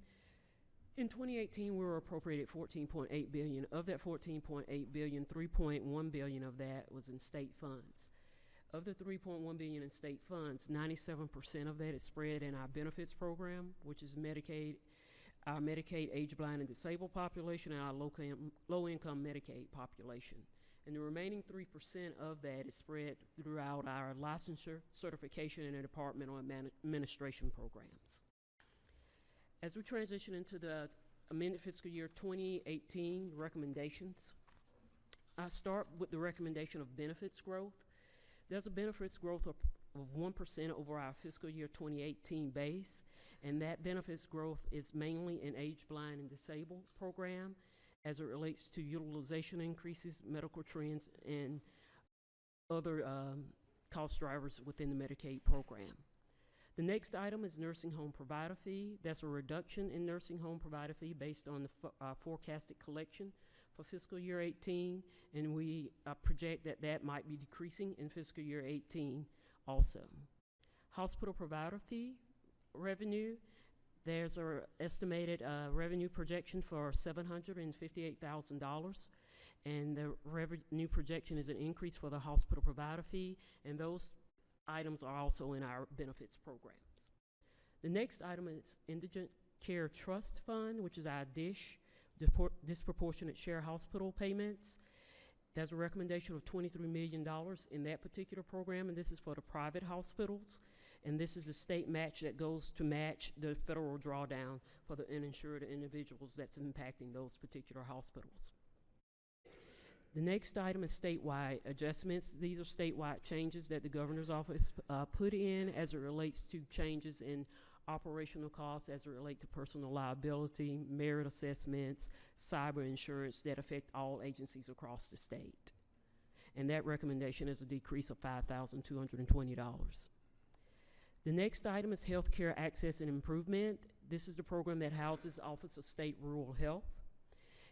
In that particular program, the recommendation is for the Swing Bed Education Grant, which is a $200,000 recommendation in terms of utilizing existing funds. And that particular grant goes to provide small, rural, and critical access hospitals expert training and guidance regarding the swing bed program. And it is to utilize existing funds for that initiative. The next item is Rural Hospital External Peer Review Network Grant. It's a $150,000 recommendation for that grant program also, and that's to utilize existing funds. And that particular grant program provides for the development of rural hospitals peer review program that will create ongoing systemic database process for rural hospital medical staff to evaluate their practitioner performance and provider network. The next item is also State Office of Rural Health, which is health care for the homeless program. State Office of Rural Health initiated a program that helped provide medical coverage for those who are homeless in the Atlanta and Savannah area. Most of this coverage is conducted at shelters within the state. The next several items is within our Departmental Administration program. Most are IT related based on federal requirements and ongoing initiatives. The first is electronic visit verification, which is a system implemented by the federal legislation in December of 2016 called the 21st Century Cures Act. It was signed into law in December of that year. And that is to go forth for health home visits to be documented as health home care workers go to visit their constituents. And that's a recommendation of $1,443,000. The next item is the new Medicaid Managed Information System, what we refer to as MMIS. That is also a requirement that came into place during the implementation of ACA a number of years ago. And that's to modernize the current MMIS system. And that is a re-procurement with the ability to interoperate between modules and multiple vendors in terms of sharing information. The next item is Medicaid Information Technology Project, which we call MITA projects. And that's a CMS effort also to advance the development, integration, and standardization and automation of our Medicare enterprise to make sure that it is operating and administered across all Medicaid programs. And that recommendation is in the amount of $1,742,000. The next item is our Enterprise Data Solution, which is also an IT project. And this is a procurement to replace our old legacy system, which is called the Decision Support System. And this will help support advanced analytics, data warehousing, and modeling capabilities so we can have better healthcare data so better decisions can be made strategically in terms of managing healthcare.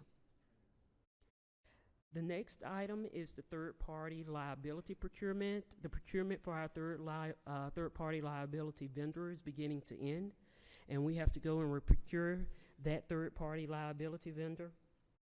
And third-party liability is the legal responsibility of a third party to pay claims for cost avoidance against the Medicaid program.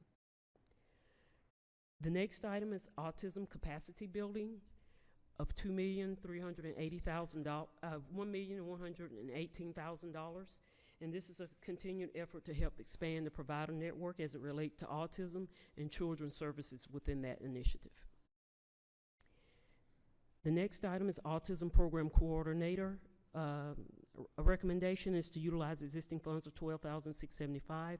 And this is for Autism Program Coordinator to help collaborate the activities and help roll out the implementation of autism as it continues to be implemented and as the utilization will increase in terms of its current rollout.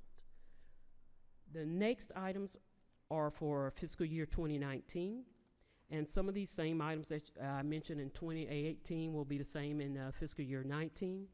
The first of those is benefits growth for the age blind and disabled and low-income Medicaid program. And the recommendation is for $45,694,000. And that's a 7% increase over our base that was appropriated in 2018. The next item is the replacement of tenant funds with state funds.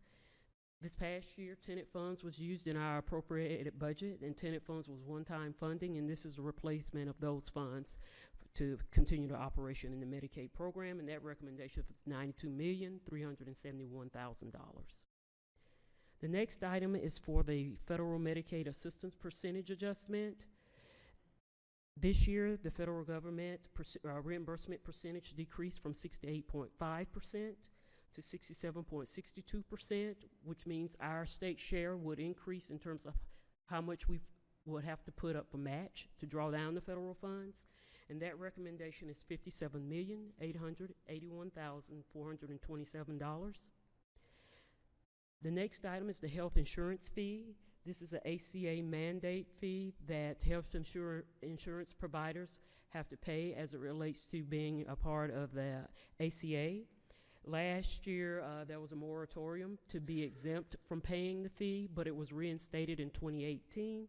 So the recommendation for that health insurance fee is $32,220,000 for $220,000. The next item is hospital provider fee adjustment. This adjustment is for a recommended increase in revenue collections of $15,294,000. The forecast is that hospital provider fee will be increasing for FY19. The next item is nursing home provider fee. We continue to see a decline in the collection of the nursing home provider fee, and that reduction in terms of nursing home provider fee will be $14,142,000 in terms of that collection. The next item is the direct graduate medical education expansion. And this is an expansion to increase the for an increase in medical residents at teaching hospitals. And the increase in the recommendation for that particular program is $1,700,360 for graduate medical expansion. The next four items is directly impact our elderly population as it relates to nursing homes. There's a 4.3% nursing home reimbursement rate increase for all nursing homes. And the recommendation for that is $16,894,000 for a 4.3% nursing home rate increase. The next item is liability insurance for nursing home. That's a change. That recommendation is for a change in methodology in terms of the liability insurance will be removed from the administrative cost-based rate, and a different methodology will be used to pass that liability insurance to the nursing home, and that recommendation is for $5 million. Alternative living services, there's a recommendation of $3,378,000 for our alternative living services rate increase. The rate is increasing from $37 a day to $50 a day, and that recommendation total is $3,378,000. And the next item is for an increase of personal needs allowance, moving the personal needs allowance from $50 to $70, an increase of $20. And that recommendation is $800,000, and this is one installment of two installments that the governor recommended to be in place. The next item is for healthcare facility regulation, and this is the passage of I want to say it's SB 44 in terms of on-site inspection on narcotic treatment programs, and the recommendations for $244,000 for those inspections of the narcotic treatment programs in the state. The next item is for healthcare access and improvement, and this is the State Office of Rural Health. And for healthcare for the homeless program, similar to the recommendation in amended year 18 of $66,371. And the next item is a transfer of the health information technology program to the admin program. This is just a realignment of related functional activity. This is the IT related activity being transferred to Department of Administration with the IT program. And that recommendation is $1,762,000 reduction, but you'll see that going into Department of Administration of $1,762,000 also. Moving into Department of Administration, autism capacity building, there's a recommendation of $847,000 for the continued capacity building for the rollout of the autism program. The next item is autism program coordinator to annualize that in 2017 with the utilization of $50,700 for that particular coordinator. The next item is long-term care provider background checks. Recommendations for $962,000 to utilize existing program that's currently in departmental administration. That's to do background checks for long-term care, nursing home, personal care homes. The quality assurance is the next item. This is the response to a corrective action that we received from CMS. This is our corrective action as it relates to the quality assurance with the oversight of the waivers. And this quality assurance section will be within the Medicaid, and that's to oversee our waivers to make sure that it's in compliance with CMS requirements. And the recommendation is for $1,121,000.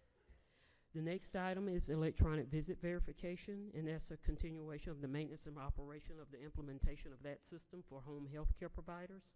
And the recommendation is for $894,000 for the electronic visit verification system.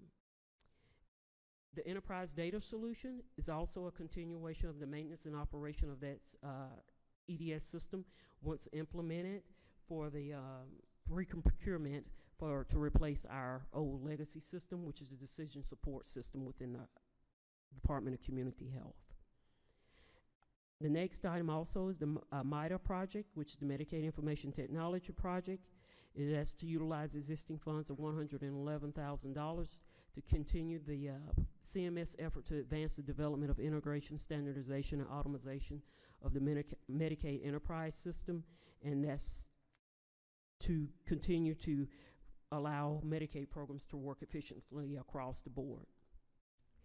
The next item is for right from the start caseworker retention, and that's to utilize existing funds of $67,000. We have a turnover of 8% regarding our eligibility workers regarding right from the start Medicaid, and this $67,000 will go forth to make salary adjustments to help retain those employees. This is the item I mentioned previously regarding the transfer of health information technology program to admin, and that's the functional realignment of related activities as it relate to our information technology program. The next item is statewide changes within the fiscal year 19 program, and those are the changes that the governor usually recommends to be placed in our budget for operational costs, as mentioned previously, regarding merit assessment, personal liability, and cyber insurance regarding all state agencies. That concludes all the recommendations related to Medicaid. The next recommendations will be that related to state health benefits program, and that's our program that funds health care coverage for all state employees, teachers, and school service workers.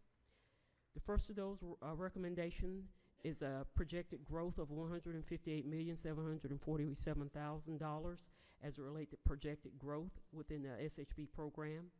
And you'll see yes in all the amounts because those funds actually come from state agencies paying on behalf of their employees into the state health benefit plan.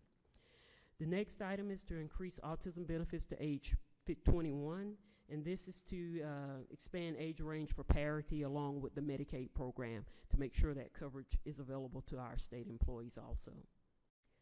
The next item is the 2018 Kaiser procurement savings. These are savings that was anticipated to be lower than what we originally projected in terms of the procurement of Kaiser. And this is a savings within the program of $2,478,000.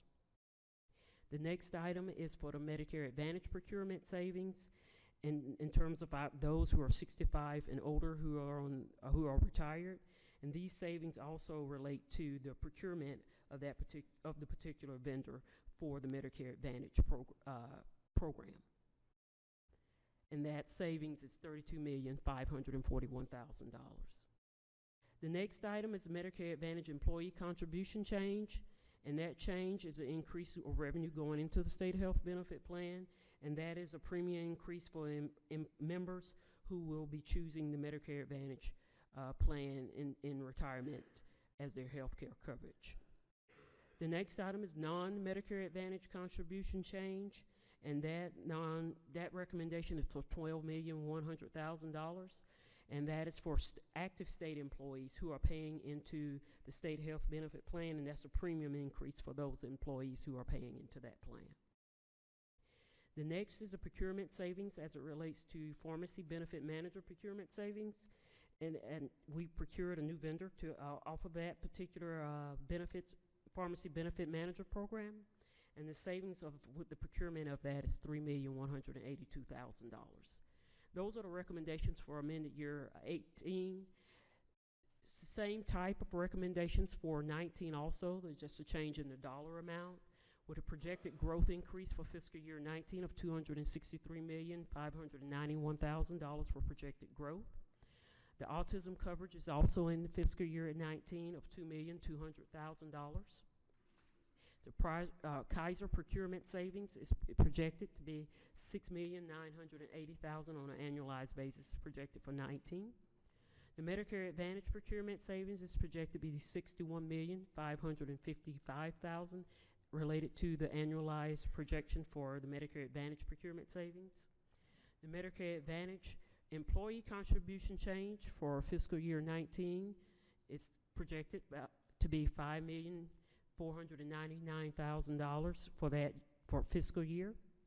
Non-Medicare Advantage contribution changes is projected to be $12,100,000 for fiscal year 19 also.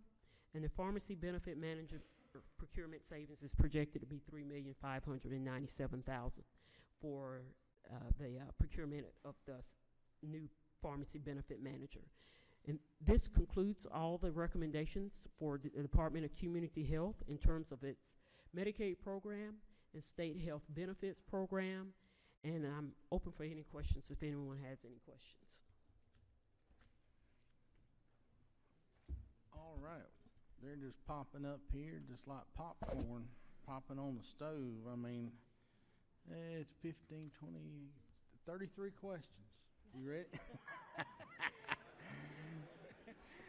All right, the first one is going to be Senator Powell Sims. Thank you, Mr. Chairman.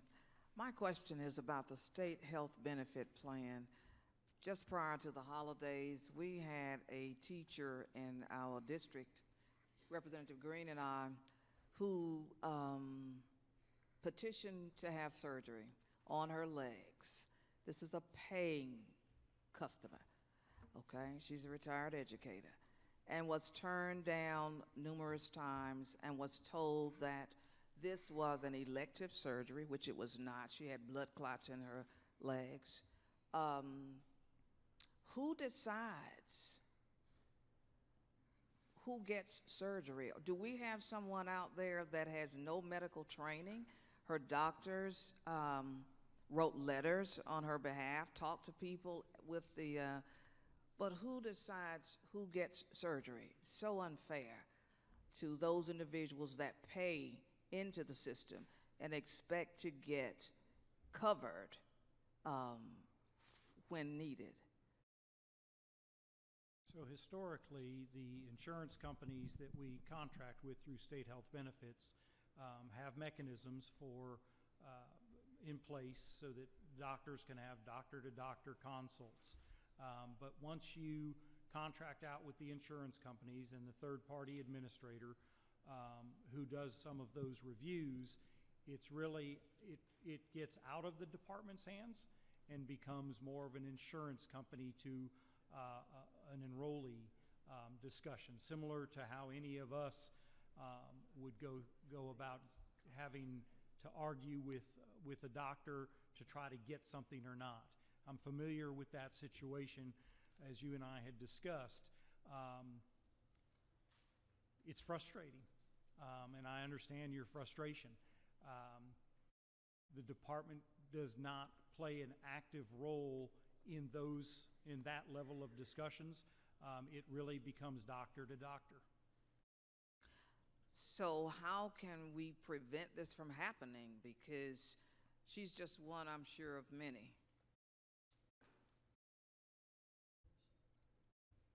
You know, maybe this is a discussion we need to have later on, because we can't and get an answer right now. We can certainly do that, bring over our people from state health benefits and have some further discussion on it. It's very difficult unless you make changes where the department plays more of a role in that oversight. Exactly. But the way our system is set up right now, that's not what happens. But we can certainly come over and have further discussion with you on that. Thank you, Commissioner. Commissioner, I'm getting a couple questions from constituents who are nursing home residents about the increase in the personal needs allowance that was passed in legislation, I believe, last year. And I see that, am I interpreting this budget item here of $894,000 to be says first of a 2-year installment to fund that? Am I interpreting that correctly? That is correct. Based on our conversation with OPB, we gave them a projection of how much it will cost, and it was 1.6. And the recommendation from the governor is that this is a first installment of 2 that the department will receive as it relates to the personal needs allowance increase. The other part of the personnel allowance increase is in DHS. They receive part, and we receive part of the personal needs allowance. Say that again. I didn't understand what you said. The personal needs allowance, this is the first of 2 installments. The total cost to increase it, the allowance from $50 to $70 is 1.6 in terms of how it impacts the Department of Community Health. And the recommendation is that this is the first of 2 installments, so this is half of the total cost. So the nursing home resident will see half of the increase the first year then, $10? Yes, sir, based on the recommendation. I went back and read that legislation, and I don't see anything in there about taking your time to fund it. It says the way I read it, looked like we needed to start it this past July, the way I interpreted it. But maybe I'm not a lawyer, thank goodness. But I was in the preparation of writing a letter to the commissioner asking for an answer, and I may still write the letter after I reread the legislation again, too. Let us also, and if we've either misread something or misunderstood something, then we'll correct that as well. Apparently, these ladies and gentlemen in nursing homes can read pretty well, because they brought it up to me by phone and by email. You know, they used to be pretty sharp folks, but it's coming out of, I guess the thing that, I understand we're paying a substantial portion of their costs, but it's coming out of their Social Security check. So in a pure sense, it's their money, and I just don't understand why we aren't going ahead and funding it as $50 a month. It will barely get their hair done. The basic things that they need. And I just thought, when I saw that legislation, I just thought that was a good thing to do, and yet here we are stretching it out. I just don't understand that. Give us a day or two, and we'll look into it first thing tomorrow morning. Representative Hughley. Thank you, Mr. Chairman. This question, Mr. Commissioner, comes from Representative Abel Mabel Thomas, and her question is about maternal health and specifically maternal morbidity. If you all have that under your purview, or is that Department of Public Health? More Department of Public Health. Thank you. That was an easy one. Thank you. Representative Dr. Hawkins. Thank you. Or Dr. Representative, I don't know which it is. This is not a question. Usually I have a lot of questions. I just want to say to you publicly, I appreciate everything you've been doing. I feel like I've had great access to your department. You've always answered questions. You and Marie have been a breath of fresh air. Appreciate the Katie Beckett work. We worked on that 10 years ago and couldn't get it done, and you've done it within a year. I wish we had a Frank Berry in Washington, D.C. at CMS. Go a lot easier for us. Thank you. Thank you very much, and your support over the years has been incredible, and I just have to recognize our team. They're a phenomenal team. I think that they come over here whenever they're asked, and I'm fortunate to work with just an incredible team of people. But your support has been just tremendous. Thank you. Thank you very much. Representative Dickerson. Thank you, Mr. Chairman, and I'm not quite sure if I heard the Chairman Hill asked the question about the $894,000 on the Medicaid, but I wanted to know, with this verification, is this a system that you all are using that each discipline would use when they go into the House for Home Health Care, and you are providing these machines to them? That's actually a system that has to be developed. It has not been developed, and as a requirement by the federal government, the 21st Century Cures Act, and this funding will actually be to actually develop that system to have in place by January 1st, 2019. Okay, thank you. Mm-hmm. Representative Petrie. I can't even Thank say you, Chairman. it It's this Petrie. afternoon. I know. Commissioner, first of all, I want to echo what Representative Hawkins said. We really do appreciate your leadership and all of your staff who always so available to answer questions. My question for you is, have you all considered at all, in light of our goal going forward to be fiscally responsible, and we last year in the House passed a tax cut that's sitting in the Senate, have you looked at managed care for long-term care?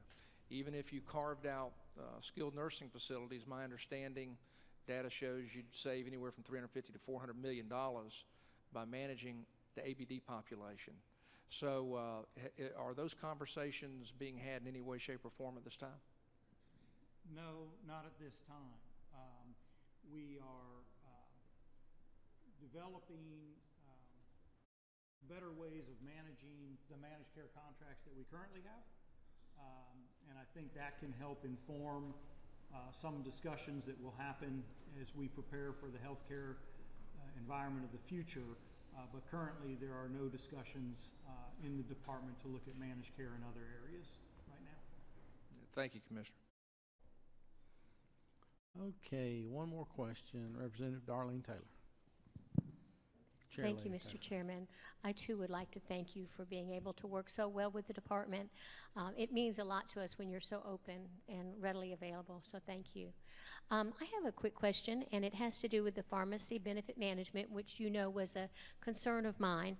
And it shows on the 2018 adjusted budget that we will save $3,182,000.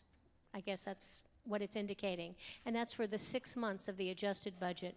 When I look at the 2019, it shows $3,597,000, and that would be the entire year.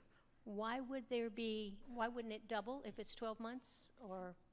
Although this is amended year fiscal year 2018, this is for a calendar year, so the $3,182,000 is for a full year.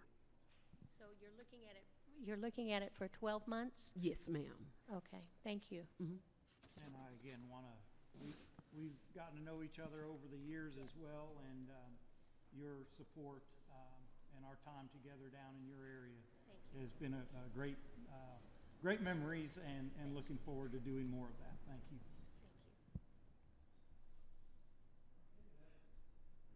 Okay, that appears to be all the questions. Commissioner, again, thank you. Thank you. And your team for all that you do every day, and I would echo the same sentiments on the responsiveness that y'all have provided over the last year or so, and just thank you so much for all you do. Thank you. Thank you. Very nice. Ladies and gentlemen, we are adjourned until tomorrow